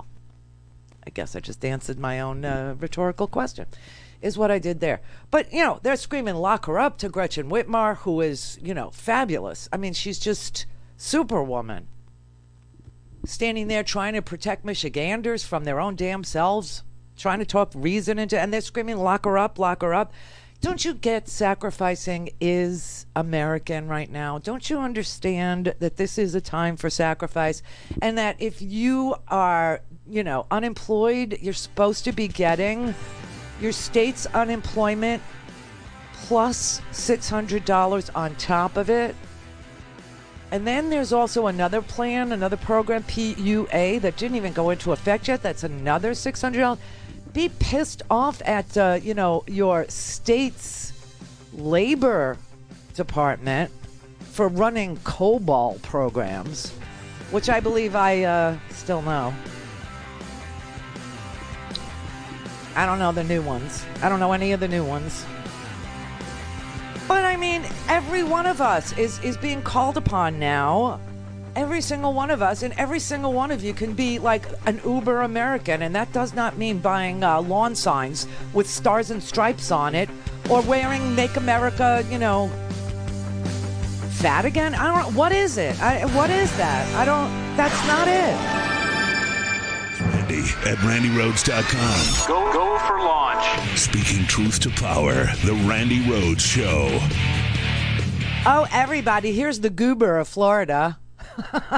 The child abuser, the one that dresses a newborn in a "Make America Great Again" onesie. If you're so nostalgic for the great America that you imagine, occurred and existed before you were born, why don't you do what the greatest generation did and sacrifice for America? I don't even understand it. But here he is being asked about the unemployment problem, the number of people who have called 900, 800 times, who have heard a sound that they haven't heard since the 90s. A busy signal over and over and over again. And so he was asked about it, and here is his reply. We've got a lot of hands on deck for this at this point, and that will, I think, really help us a lot. I got to go run and get on a couple calls, but we have these folks are going to be here if you guys have additional questions. He's got to go. The agency heads. Yeah, oh, bye. What about the claims? Bye, the claims. Hey. Dan, door shut. There you go. We're in great hands with Ron DeSantis, everybody, who, by the way, is opening up the beach in Jacksonville today. Yeah, he's done with it. He's literally done with it. We don't have testing, but he's done with it. So good luck to us in Florida, which is shaped that way for a reason. Right? That's what we get for leadership. Unbelievable. And people are literally sitting on hold for hours and hours and calling and calling. And now they're being told, paper it, go get an application and write it out, even though that will take twice as long to process, right? And it's all because our systems are 40 years old and nobody bothered to, keep up with the times. So if you made America great again, wouldn't that include like IT from that era too? So shut up about it, because you got exactly what you were promised. You got to return to 40, 50 years ago is what you got. I mean, this is unbelievable. So America wants to be open. And so that's pretty much the plan. And you got, listen, don't blame Oprah, okay? I saw that. And I read this article in Slate magazine. Stop it. Oprah has nothing to do with the fact that Dr. Oz and Dr. Phil was spawned by her endorsement, and all these many years later have turned into greedy, self-centered, illogical ranters.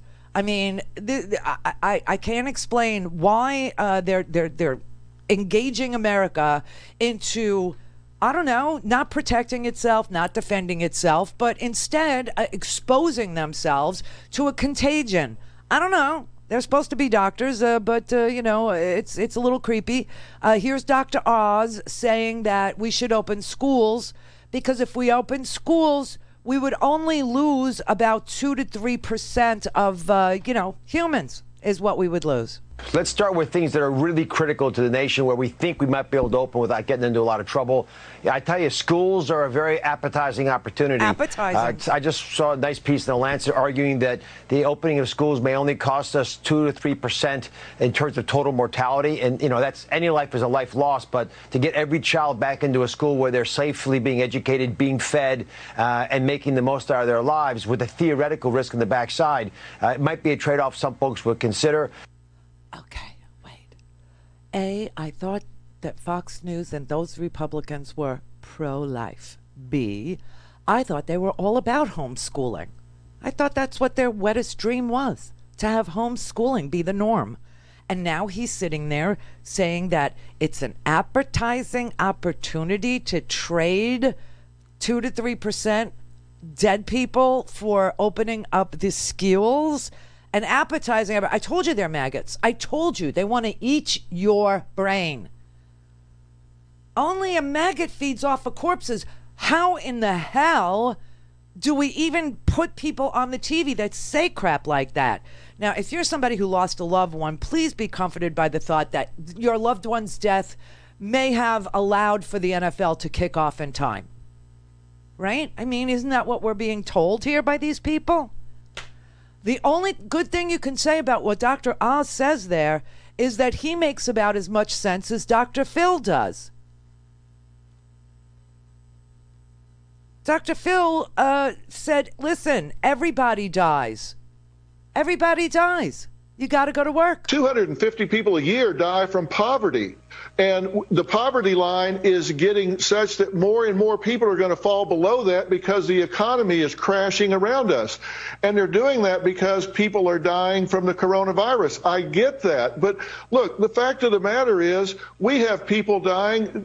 45,000 people a year die from automobile accidents, 480,000 from cigarettes, 360,000 a year from swimming pools. But we don't shut the country down for that. But yet we're doing it for this. And the fallout is going to last for years because people's lives are being destroyed. What?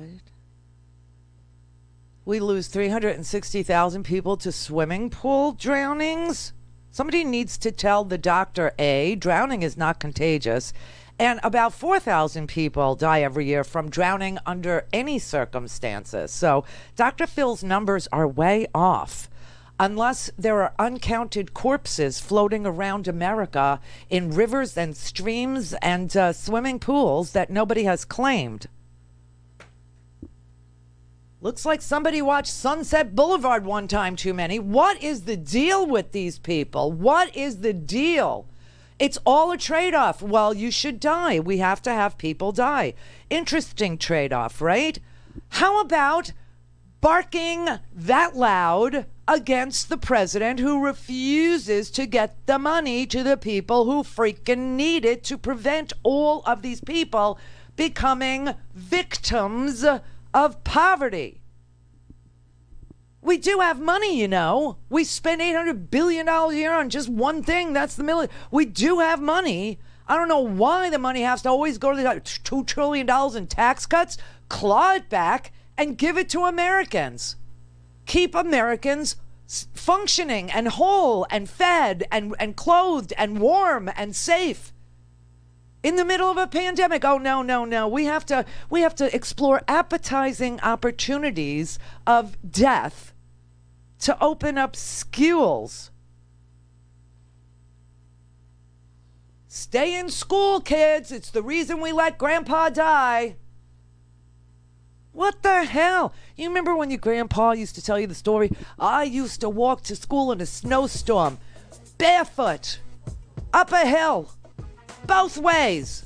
Now your kids are going to tell the story of, I went to school and my grandma died. You better stay in school. It's the reason why grandma died. What the? So John Prine didn't die in vain. No. John Prine died so we could all go to Olive Garden. Are these people Dauncey? I mean, what is wrong with them? 2 or 3% in terms of total mortality. What lesson does that send to the children? You pro-life, hypocrite. Told you, they love the fetus. They hate the child.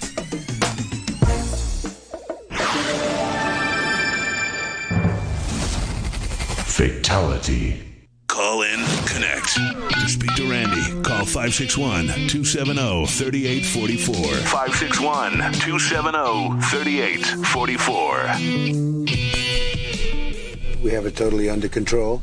It's one person coming in from China. It's going to disappear. One day, it's like a miracle. It will disappear. Our numbers are lower than just about anybody. Yeah, no, I don't take responsibility at all. People coming in from China, where this all started, it could have been stopped right where it came from, China. It came from China. It got out of control. If you think about Governor Cuomo, we're building him 4 hospitals. He's supposed to be buying his own ventilators. We're going to help. People like Governor Inslee, he should be doing more. He shouldn't be relying on the federal government. Governor Inslee, that's the state of Washington. Don't call the woman in Michigan. All she does is she has no idea what's going on, and all she does is say, oh, it's the federal government's fault, and we've taken such great care of Michigan. We inherited, this administration inherited a broken system. The original tests, the ones we inherited, Jim, as an example, they were broken. They were obsolete. And you remember we inherited a broken system. We inherited a broken system. WHO, that's the World Health Organization, they missed the call. World Health got it wrong.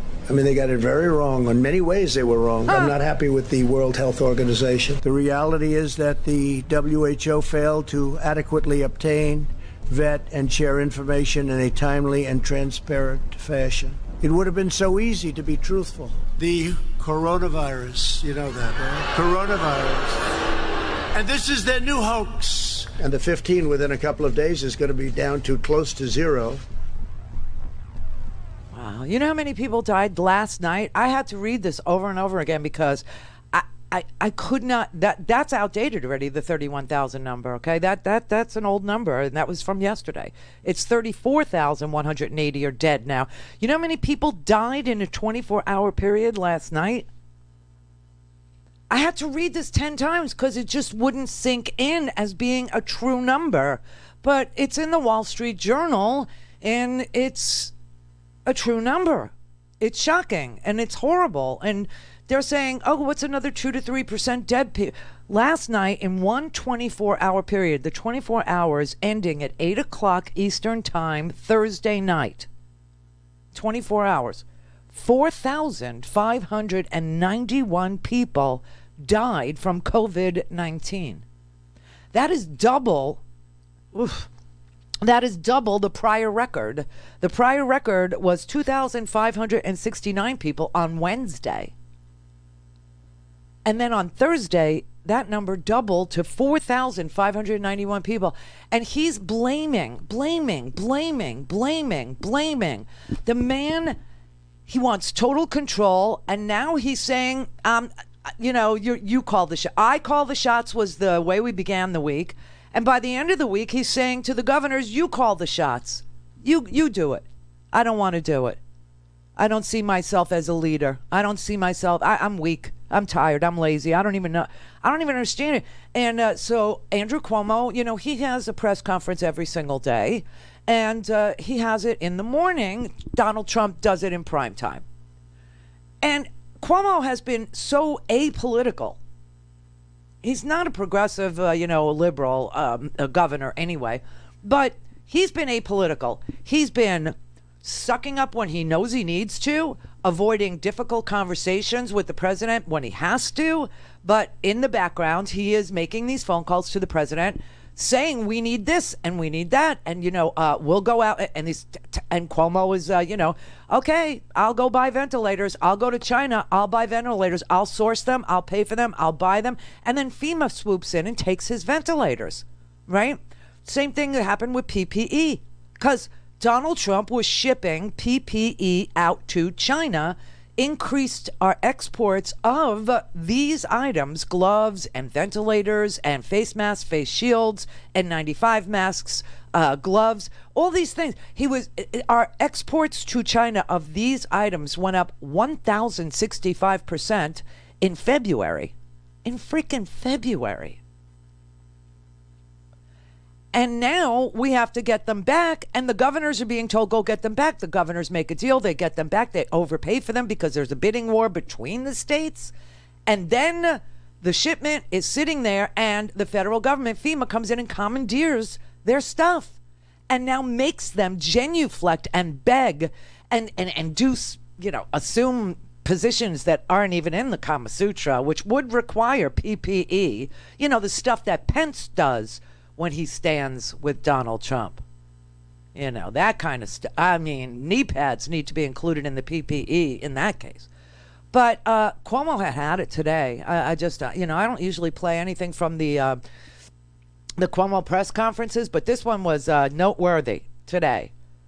Donald Trump was tweeting, yes, Twitler. This is how, he's big and strong, right? On social media, this is his big, strong place. And while Cuomo was giving his press conference saying to people that, listen, we saw his plan is really no plan, but okay, it's up to us, we got this, we'll do what we can, we really do need him to stop passing the buck. Without the bucks, it's like, how is a state supposed to be able to afford to pay hospitals who are losing money hand over fist because COVID, is uncompensated care, and elective surgery has been canceled. People are afraid to go have their elective surgery. They don't want to be in a hospital with COVID patients. There's a lot surrounding what's going on in the hospitals, and the hospitals did not get their money. There was $100 billion that was allotted for hospitals, which is less than what we got, okay? Actually, it was less than what millionaires got, not we, but less than what millionaires got. Millionaires got this carry forward tax loophole. There were limits on how much money you could carry forward to use as like a capital gains to use against your income in any given year to make your income seem like it was less. Well, they took the limit off, and so there are people out there that are getting windfalls. 43,000 millionaires got a windfall of the average payment was $1.7 million because the limit on carry forwards was taken off. Anyway, they got more money than the hospitals did, which is crazy. And then the hospitals didn't even get their money. They were allotted $100 billion, and they were given 30 of it, and not even by need. Not even, they looked at Medicare payments and gave all the hospitals, based on their Medicare payments, a certain portion of this 30 billion, which was supposed to be 100 but isn't. And the weird thing is, like New York hospitals, obviously they have a greater need than Wyoming. And what about the hospitals that treat Medicaid patients? Well, that didn't factor. I mean, he's turning this into the best connected get the most money. In chaos, you can steal. Go ahead and steal it. Take it. Get it. Have it. Did the same thing with the Paycheck Protection Program, right? I told you yesterday about Junior's Cheesecake, right? Junior's Cheesecake. They have 650 employees. Well, the PPE was supposed to be for companies with 500 or less. They tweaked it. They got themselves 5.5 million, even though it was 650 employees, by exploiting a loophole. I mean, come on.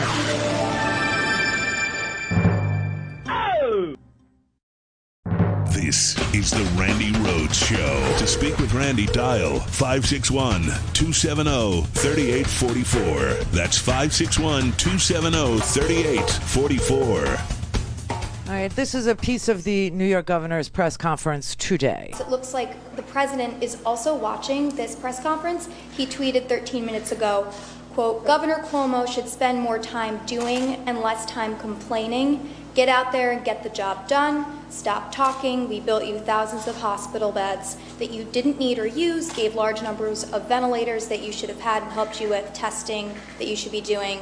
It goes on a little bit more. Oh my God. Wondering if you could respond to that, and then also the question about the overwhelmed ICU. Good. Let's respond to the president. First of all, if he's sitting home watching TV, maybe he should get up and go to work. Right?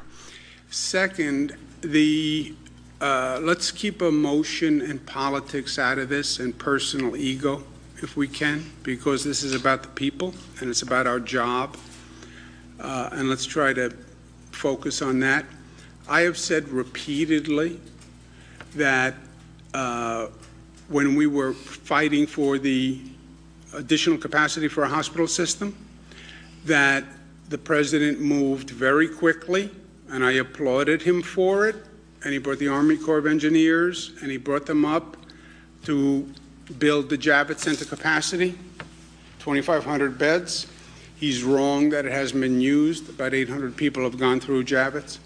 To dismiss 800 people is disrespectful. But we didn't use 2,500 beds because we didn't reach the capacity. When he says, well, we built it, we didn't need it, it sounds like suggestion is, well, it was a request by the state that wasn't valid. If he didn't really believe 2,500 beds was necessary, I don't believe the federal government would have helped build 2,500 beds. And the number came from a projection from him. See, he should read the reports he issues. Huh. The White House Coronavirus Task Force had projected in the millions of people.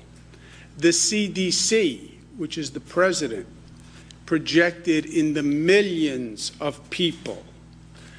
So the projections were high. They were the president's projections. So for him to say to anyone, well, you relied on projections and the projections were wrong, they're your projections, Mr. President. So were we foolish for relying on your projections, Mr. President? Okay, and there is another portion of that equation. New Yorkers rose to the occasion. New Yorkers are the most sacrificing people you will ever know.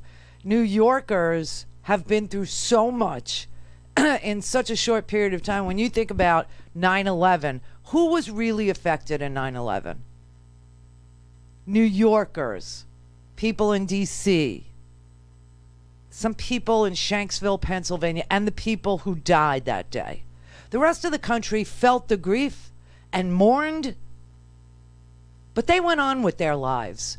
New Yorkers still to this minute suffer from post-traumatic stress disorder. Downtown does not look the same. The World Trade Center is missing from our skyline. New Yorkers died of mesothelioma. New Yorkers got all kinds of cancers, again, in their lungs from breathing the crap that was burning on the pile. When you talk about first responders, you're talking about New Yorkers who ran into the building. You're talking about hospitals that tended to the injured, the wounded, the dying, the dead, and the sick who remain sick for 12, 13, 14, 15, 16, 17, 18, 19 years later. This president is disgusting, okay? There's something wrong with him. He had just had a press conference the other day where he said he was in total control. He would tell the governors what he wanted them to do. He would control all this because the president has total control. When you talk about the president, you're talking total control. The reporters sat there and they went, total control? Yes, total control. I will authorize whatever I want to authorize, and nothing will be done unless I author. And now he's telling the governors, you're on your own. And Cuomo has had it. That's it. I'm done. What if I said that? That's what he's saying. I'm done. I don't want to help on testing. Testing is too hard. And then the only thing he's doing, let's be honest, well, it's up to the states to do reopen. By the way, it was always up to the states. What are you going to grant me what the Constitution gave me before you were born? It's called the 10th Amendment. I didn't need the President of the United States to tell me that I'm governor. And I didn't need the President of the United States to tell me the powers of a state. People did that. Alexander Hamilton, Thomas Jefferson, James Madison, they are the ones who gave me the power. And I don't need the President of the United States to read the Constitution for me. Maybe he should have read the Constitution before he said he had the power to open the states, where he did a very graceful 180. Yeah. And many people allowed him to do the graceful 180. Yeah. But, so he now says it's up to the governors, which he said repeatedly now, yesterday, version of yesterday. And now it's up to the governors to reopen. Okay, I'm going to reopen. I get it. And you don't want to help on testing, which is a national problem and replicates the same chaos that you created with medical supplies because FEMA wasn't ready. By the way, I needed a stockpile. Where was your stockpile? Yeah. 10,000 ventilators for the nation? That was your stockpile? Where your projections, the federal projections said they would need double the hospital capacity of this nation. Seriously, dude, let him have it. And I know, nobody wants to, argue with Trump because it's like arguing with a 3-year-old, right? But I want it. I want to go out. I want to go play. Well, you have to do your homework. Well, I don't want to. You do it. I mean, it's like arguing with a toddler. This president has the acumen and the experience of a 3-year-old. I mean, here's a guy who shirked his duty through his whole life. He went to a military-themed reform school and thinks he was in the military, but when it was time to actually be in the military, he was not in the military, wouldn't go in the military. Last night on Twitter, there was this little hashtag. This is an aside. It said, me at 20. And you were supposed to show a picture of yourself when you were 20 years old. And I showed a picture of me when I was 20 years old. Anybody interested, go to @Randi Rhodes and you'll see my picture. Where the hell was he? Mr. Bones Spurs. Where was he? He's always AWOL. This man he went to military-themed reform school. His parents sent him away because they couldn't take him. And he thinks now that he was actually in the military. I don't know what's wrong with him, but the governors are in a bad spot. They now have to figure out how to ramp up testing for millions of people in their very large states. Because if you open the state, which is what Governor Andrew Cuomo tried to explain to idiot boy Hannity yesterday, if you open the state, the caseloads are going to skyrocket again. The only reason why we wanted to flatten the curve was to keep the hospitals from overloading with sick people. And now they're at a plateau. They've lowered the curve, right? Because everyone's locked up. and they can't infect each other. But if you open without testing and you don't know who has it, the contagion will do what it does. It will infect more people, and we'll go right back to square one. Look, the reduction in the curve, if you will, the reduction on the projections is not an act of God. It's an act of government, and it's an act of the citizens of this country. Yes. We have reduced the curve. In New York, we think we hit a plateau, which is a horrific plateau with much, much pain and death. But that was done, and the numbers are so much different than the initial projections because we acted responsibly and diligently. That's what is reducing the number. As soon as we stop doing what we're doing, if we get sloppy or undisciplined or we change track, you will see that number go up. You tell me the behavior of New Yorkers today, I'll tell you the hospitalization rate in 4 days. Right. So, yes, we have reduced the curve. And because of our actions. And that's why we have to be very, very careful now as we get impatient and we want to reopen and we want to get out of the homes and we need to get back to work. We do that too fast. We do that without respecting science and data. You will see us boomerang and you'll see those numbers go up again. Exactly. Mary had a little lamb. The fault. We believe that all men are created equal. To the magnificent mosaic that is America. From radio beacon to radio beacon. I have a dream today. Change has come to America. Believe it. Knock, knock. Who's there? It's a figment of your imagination. Randi Rhodes Show. Turn up your mind. For instance, if a governor issued a stay-at-home order... When you say my authority, the president's authority, not mine, because it's not me. This is when somebody's the president of the United States, the authority is total. And that's the way it's got to be. What? The authority is total. It's total. And the governors know that. So if a the governors know that. Now you have a couple of bands of excuse me. You have a couple... Could you rescind that order? You have a couple of bands of Democrat governors, but they will agree to it. They will agree to it. But the authority of the President of the United States having to do with the subject we're talking about is total. It's been states that have ordered schools closed. It's been states that have ordered businesses like restaurants. That's because and I let that happen. I would have preferred that.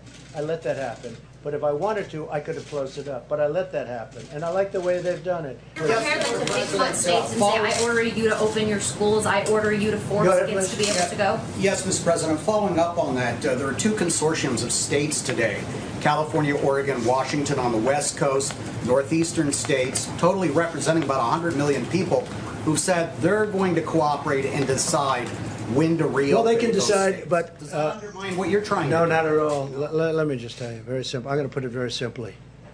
The President of the United States has the authority to do what the President has the authority to do, which is very powerful. The President of the United States calls the shots. If we weren't here for the states, you would have had a problem in this country like you've never seen before. We were here to back them up, and we've more than backed them up. We did a job that nobody ever thought was possible. It's a decision for the President of the United States. Now, with that being said, we're going to work with the states because it's very important. You have local governments. They're pinpointed. What? It's really, you talk about, like a microchip. They're pinpointed. Microchip? We have local government that hopefully will do a good job.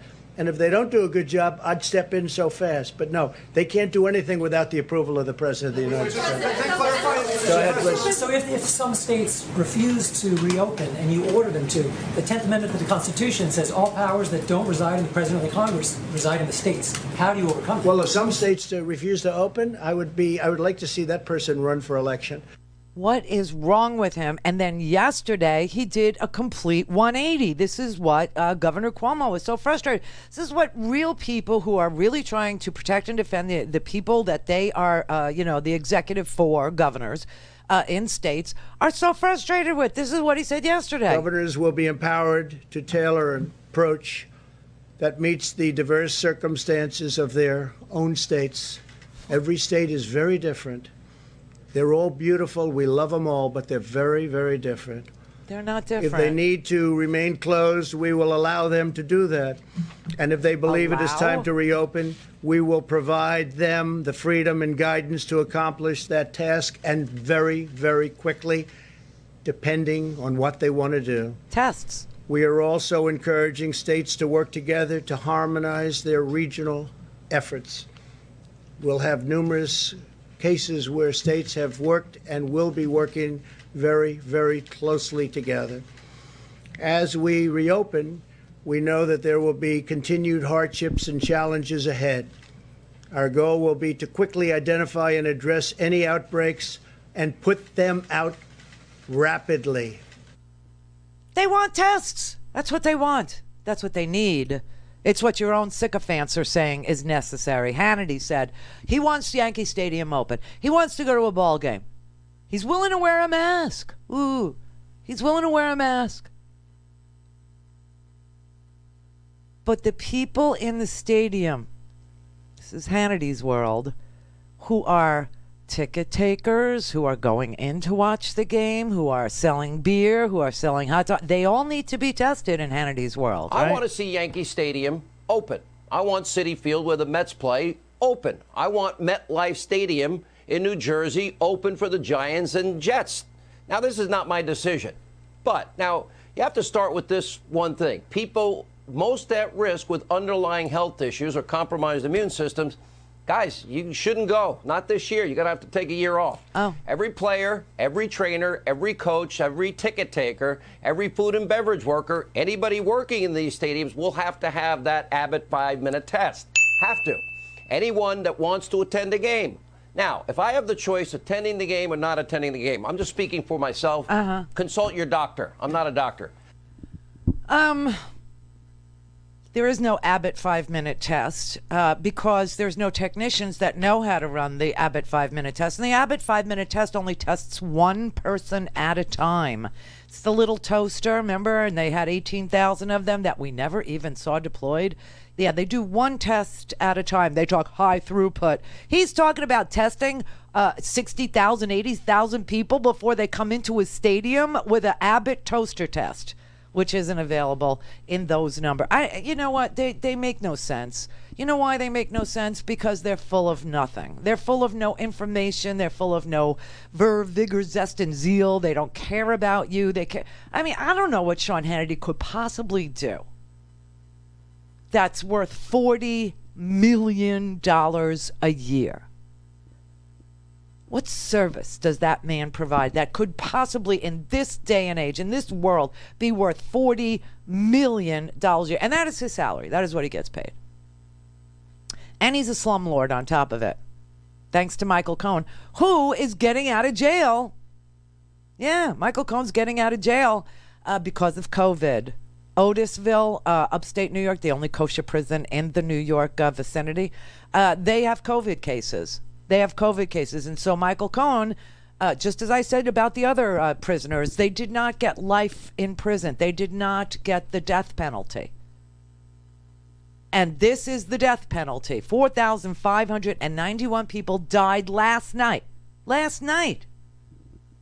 And idiot boys talking about opening up Yankee Stadium and doing mass testing, and the president is like, no, the governors have to get the test. The governors are responsible for that. I mean, could somebody just speak with one voice? Could somebody just step up and be the leader of this thing? Because there is no leadership, and that is why we're in this predicament. That is why we are asked, this is why we ask each other to sacrifice, to protect each other, because that's what we got. We got each other. Elections have consequences. Yeah, you end up on a ventilator, apparently. Who knew? What do you got to lose? Apparently, I was right. Your whole life. Your life as you know it. Life itself. Just when he was talking to African Americans and he was saying, well, what do you got to lose? And I was saying, your life, your life. That turned out to be 100% certifiably true. Bingo, straight on, head up, word. Now, I will give you some good news, I think. There is there are a bunch of trials the first medicines that have been identified as having the potential to, I won't say cure because I don't know that, but to reverse the effects of COVID-19. And it's a drug that I talked to you about before. It's an antiviral drug that they first, thought would help with SARS, with sudden acute respiratory syndrome, SARS. And unfortunately, the company, for those of us who watched Handmaid's Tale, the company's called Gilead. I mean, I would change the name, is what I would do. Because Gilead just implies that you're going to make something that's going to make me infertile. As if I'm fertile. Yeah. And, who would want to, But anyway, it's Gilead Science, and they have a whole bunch of studies going on around the world. There are 2,400 participants from 152 clinical trial sites all over the world that are participating in severe COVID studies. And then there's a moderate COVID-19 study that includes 1,600 patients in 169 different centers all over the world. So these are huge clinical trials. The drug is called remdesivir. It's an antiviral. And so far, so good. All things Randi at RandiRhodes.com. Go for launch. Speaking truth to power, the Randi Rhodes Show. But hydroxychloroquine. Try it, if you'd like. Oh my God, that is so creepy. And I don't even want to come off like hydroxychloroquine. Try it, if you'd like. But there's a publication called Stat, and it's been picked up after Stat published it yesterday, that a Chicago hospital that's treating severe COVID-19 patients with the Gilead antiviral medicine remdesivir is a very closely watched clinical trial.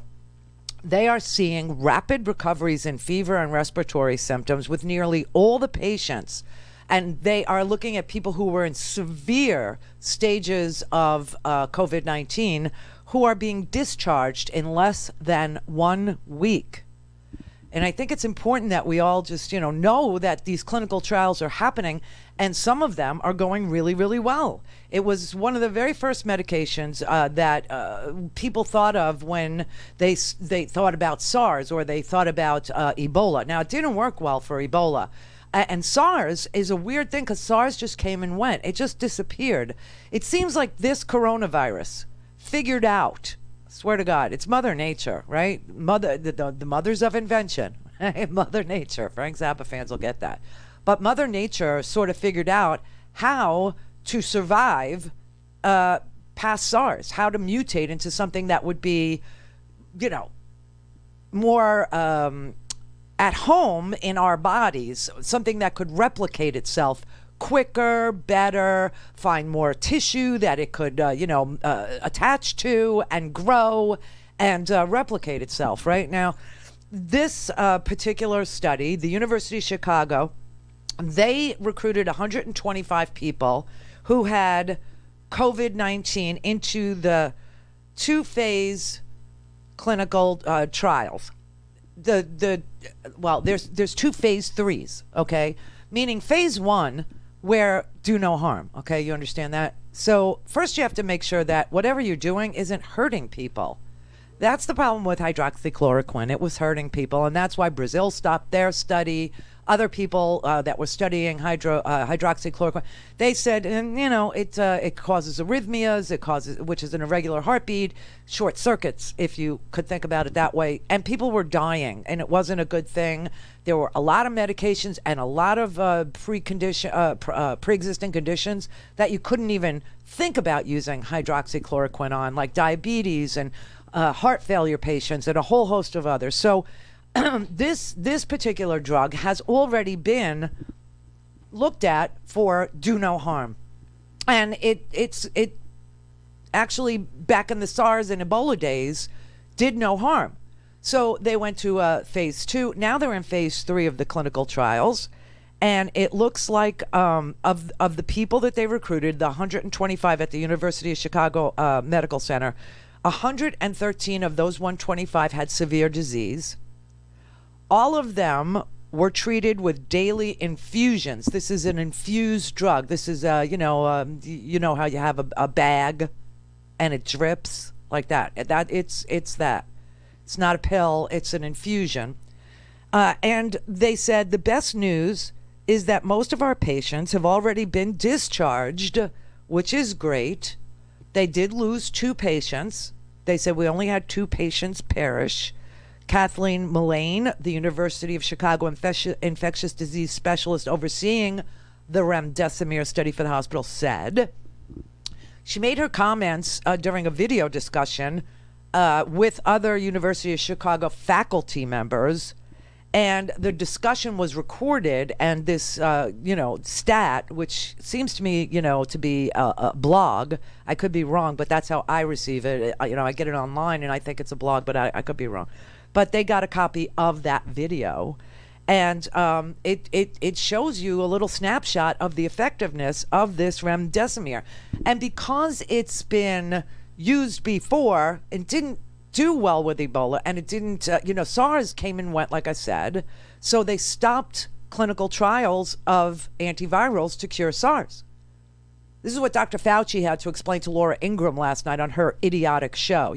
Eva Braun over there. Just open it. People want to die. We just do. We're a death cult. We're willing to die, right? And he was trying to explain to her, that this is not, because she's saying, look, when there was AIDS out there, people went to work. When there was SARS out there, people went to work. And Dr. Fauci had to explain to her, this isn't AIDS. This is so much more contagious. It's in the air. People just talk to you and you get it, okay? You don't have to, do anything. It just, it's not. And it has absolutely nothing to do with SARS, because SARS just disappeared. Fauci, on the question of a vaccine, we don't have a vaccine for SARS. I mean, they got close in mice. We don't have a vaccine for HIV, and life did go on, right? So the idea that we're definitely going to have a vaccine, we didn't really approach much else in the same way as we're pegging going back to normal with a vaccine, did we? Well, no, but Laura, this is different. HIV/AIDS is entirely different. We don't have a vaccine for HIV/AIDS, but we have spectacularly effective treatment. Yeah. People who invariably would have died years ago right now are leading essentially normal lives. SARS is a different story. SARS disappeared. We developed a vaccine. We were in the process of going through the various phases. We showed it was safe. We showed it induced a good response, and then SARS disappeared, and we didn't need to develop a vaccine for SARS. So I think it's a little bit misleading maybe to compare what we're going through now with HIV or SARS. Yeah, Laura, wake the hell up, okay? And before you sit there and opine about SARS and HIV, please know what's been done so far and why this is totally different. The infection rate on this, here is your margin for error. If you can keep the infection rate from person to person below 0.9, now everybody says the same thing. Where's the 0.9 of a person? It's just how numbers are, right? So just imagine if you could keep the infection rate of COVID-19 from 1 to 1, maybe it's manageable for hospitals. See what I mean? But if it goes just slightly above 1 to 1, if it even goes to 1.2, now you've got an inundation of the hospitals. That's your tiny little margin of error with this. And that's why we're locked down. Okay? She doesn't understand anything that she's talking about. Like nothing. Dartmouth really needs to recall her degree and give it to me. Anyway, the results of the third phase of this clinical trial, the first 400 patients in this study would be locked by yesterday, they said, meaning that the results could come any day. for remdesivir, an antiviral that was used on Ebola, not really effectively, but on SARS, which just disappeared, and they stopped the research, could be effective in moderate and severe COVID-19 patients. That would be everything. Call in, connect. To speak to Randi, call 561-270-3844. 561-270-3844. But we don't know. This could disappear. I mean, SARS did pretty much disappear. This could as well, correct? Yeah. You know, anything could, Laura, but I have to tell you, the degree of efficiency of transmissibility of this is really unprecedented in anything that I've seen. It's an extraordinarily efficient virus in transmitting from one person to another. Those kind of viruses don't just disappear. She's such a douche. She is. She chooses to be, in the dark about these facts so that she can preach to her audience that they should take a chance and die and just go to work. As if anybody is going to show up at a restaurant, as if anybody's going to show up at a Yankee game, as if anybody is going to show up at a concert. As really, anybody's going to go to a gym where there's sweat and people breathing heavy and working out. I mean, what is wrong with them? What do they think? Oh, if all of a sudden Trump says, "Come out, whatever you are," that everybody is just going to show up because they have confidence in the dear leader? I mean, please test people. Let them know that it's safe. Isolate those who are sick and treat them. If remdesivir, if this is a real antiviral that works on this virus, then we can at least treat people who do get sick. It changes almost everything, but not the need for testing. Not the need for testing. Because you can't have people being infected at the rate that this virus infects others and the hospitals not become overwhelmed. Because right now, if you have 5,000 people dying, that's 5,000 open beds, but that doesn't solve your problem, does it? No, because 5,000 more and 10,000 more and 20,000 more will come right behind them if you don't identify the carriers, the spreaders. But it is an amazing thing to be able to tell you that is on the horizon, yes or no. We'll have an answer shortly on that particular drug, which is being tried in an enormous amount of places, in trials. And then last bit of good news, because it's Friday, and I just found out that Modelo is not considered essential in Mexico. Who the hell is Modelo? They're the manufacturers of Corona beer. Nothing to do with the virus. Happens to be my beer because I do low carbs, and Corona Premier has 2 carbs, and it's damn good. Not a fan of the Ultra, okay? Don't even want to say, right? But just not a fan. Tastes like air in a sponge. I don't know what that is. But Corona Premier works for me. And Modelo just said that they're not considered essential in Mexico, and so they promised me that they have enough to at least get me through this weekend, which would be good. Because every day is the same for me too, except Friday, there's a hot tub and a beer on the other end. So that was the bad news. The good news is that Oxford University, according to a British scientist at Oxford, a professor heading a team of scientists, that they believe that they are ready to start human trials of a vaccine in 2 weeks. Quote, "I think there's a high chance that it will work based on the other things that we have done with this type of vaccine. It's not just a hunch, and as every week goes by, we have more data to look at. I would go for 80%. That's my personal view. It's just about possible to have a vaccine in September," she said. "If everything goes perfectly, no one can promise it's going to work, but," she said, she feels an 80% chance of it working is what she's looking at. The government in the UK, unlike our government, unlike Donald Trump, has indicated that it would be willing to fund the manufacture of millions of doses of any vaccine that appeared to work. So that means that if the vaccine goes into its, human trials, in 2 weeks, that means that, and if it could be ready by September, that means it could be ready to roll out to the public as soon as it is proven that it works. So they're starting those trials too. So those are the good things to report about this. Bob in Phoenix. Hey, Randy, thank you for all of your information today. You're welcome. Remdesivir has been used in cases of vasculitis and other things, so it's an amazing drug. Remdesivir. Yeah. Right, that's the thing, is that we know it doesn't hurt people, and that's the big hurdle, right? Because hydroxychloroquine did not pass that test.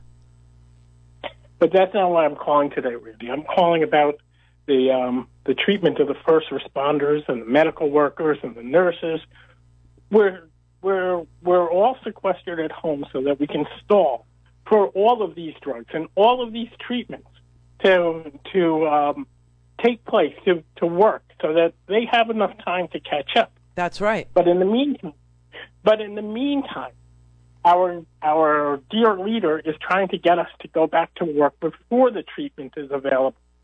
And I think that the first responders and the nurses and the food chain workers all have to protest this.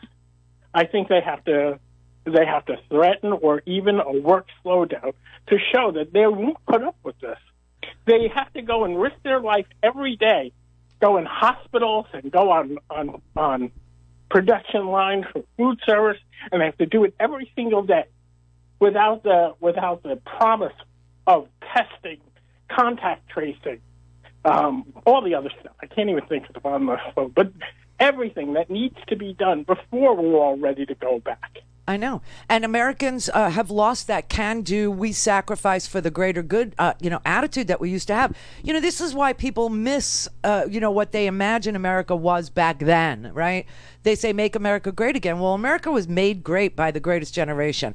So you had 500,000 guys going off to war, and you had the women going to the factories. You had people doing without in the United States to support the war effort, buying bonds, not wearing silk stockings, giving up their hamburger.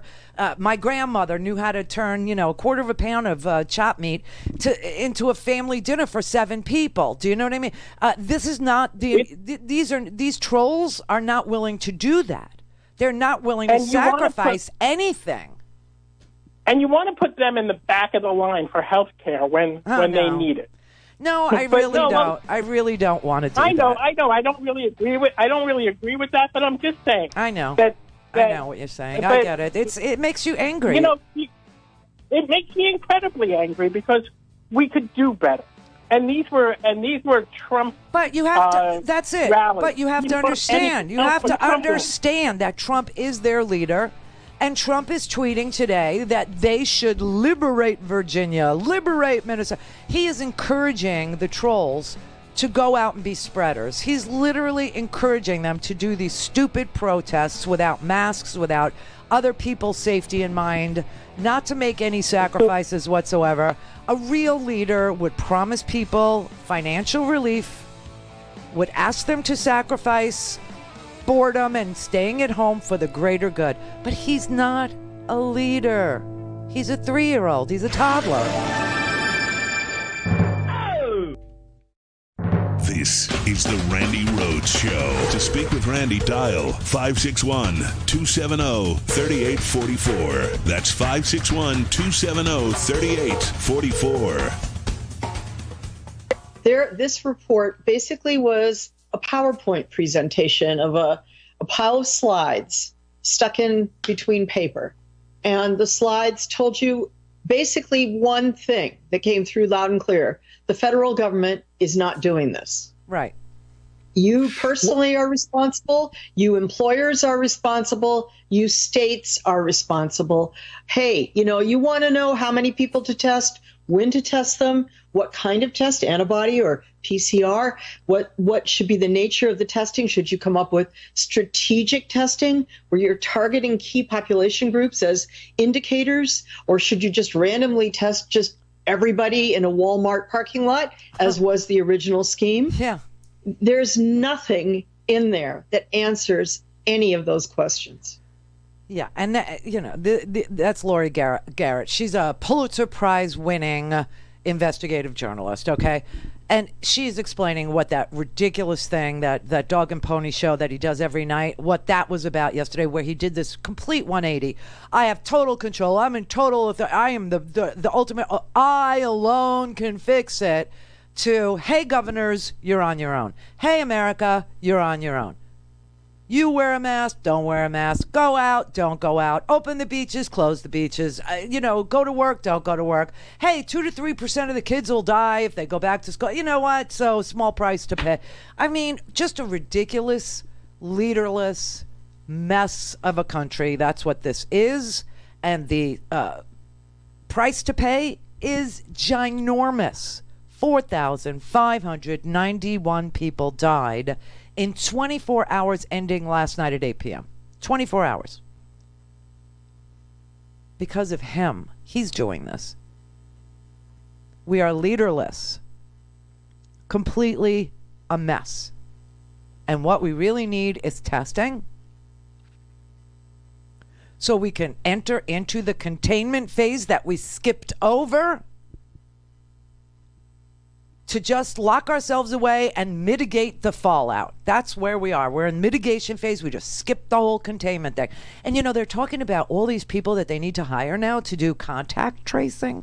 Thousands, hundreds of thousands of people to do can I just point out that when Facebook, when this psychologist ran a little quiz, like which housewife would you be if you were on the Real Housewives of Atlanta, or which a Sex and the City character is most like you? Are you a Charlotte? Are you a Carrie? Which one are you?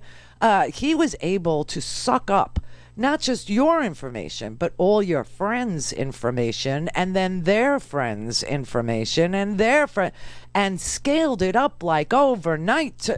And we can't have anonymous, like you don't have to put your name on it, like your Facebook page has your name on it, because obviously people's medical history is private. That's why we have HIPAA, which some people apply it like STIPA, which is stupid HIPAA, where you get a test at a hospital and, you sign the paper to release what happened to you in the hospital to your primary care, but your primary care won't release it to your cardiologist because it's STIPA, stupid HIPAA, right?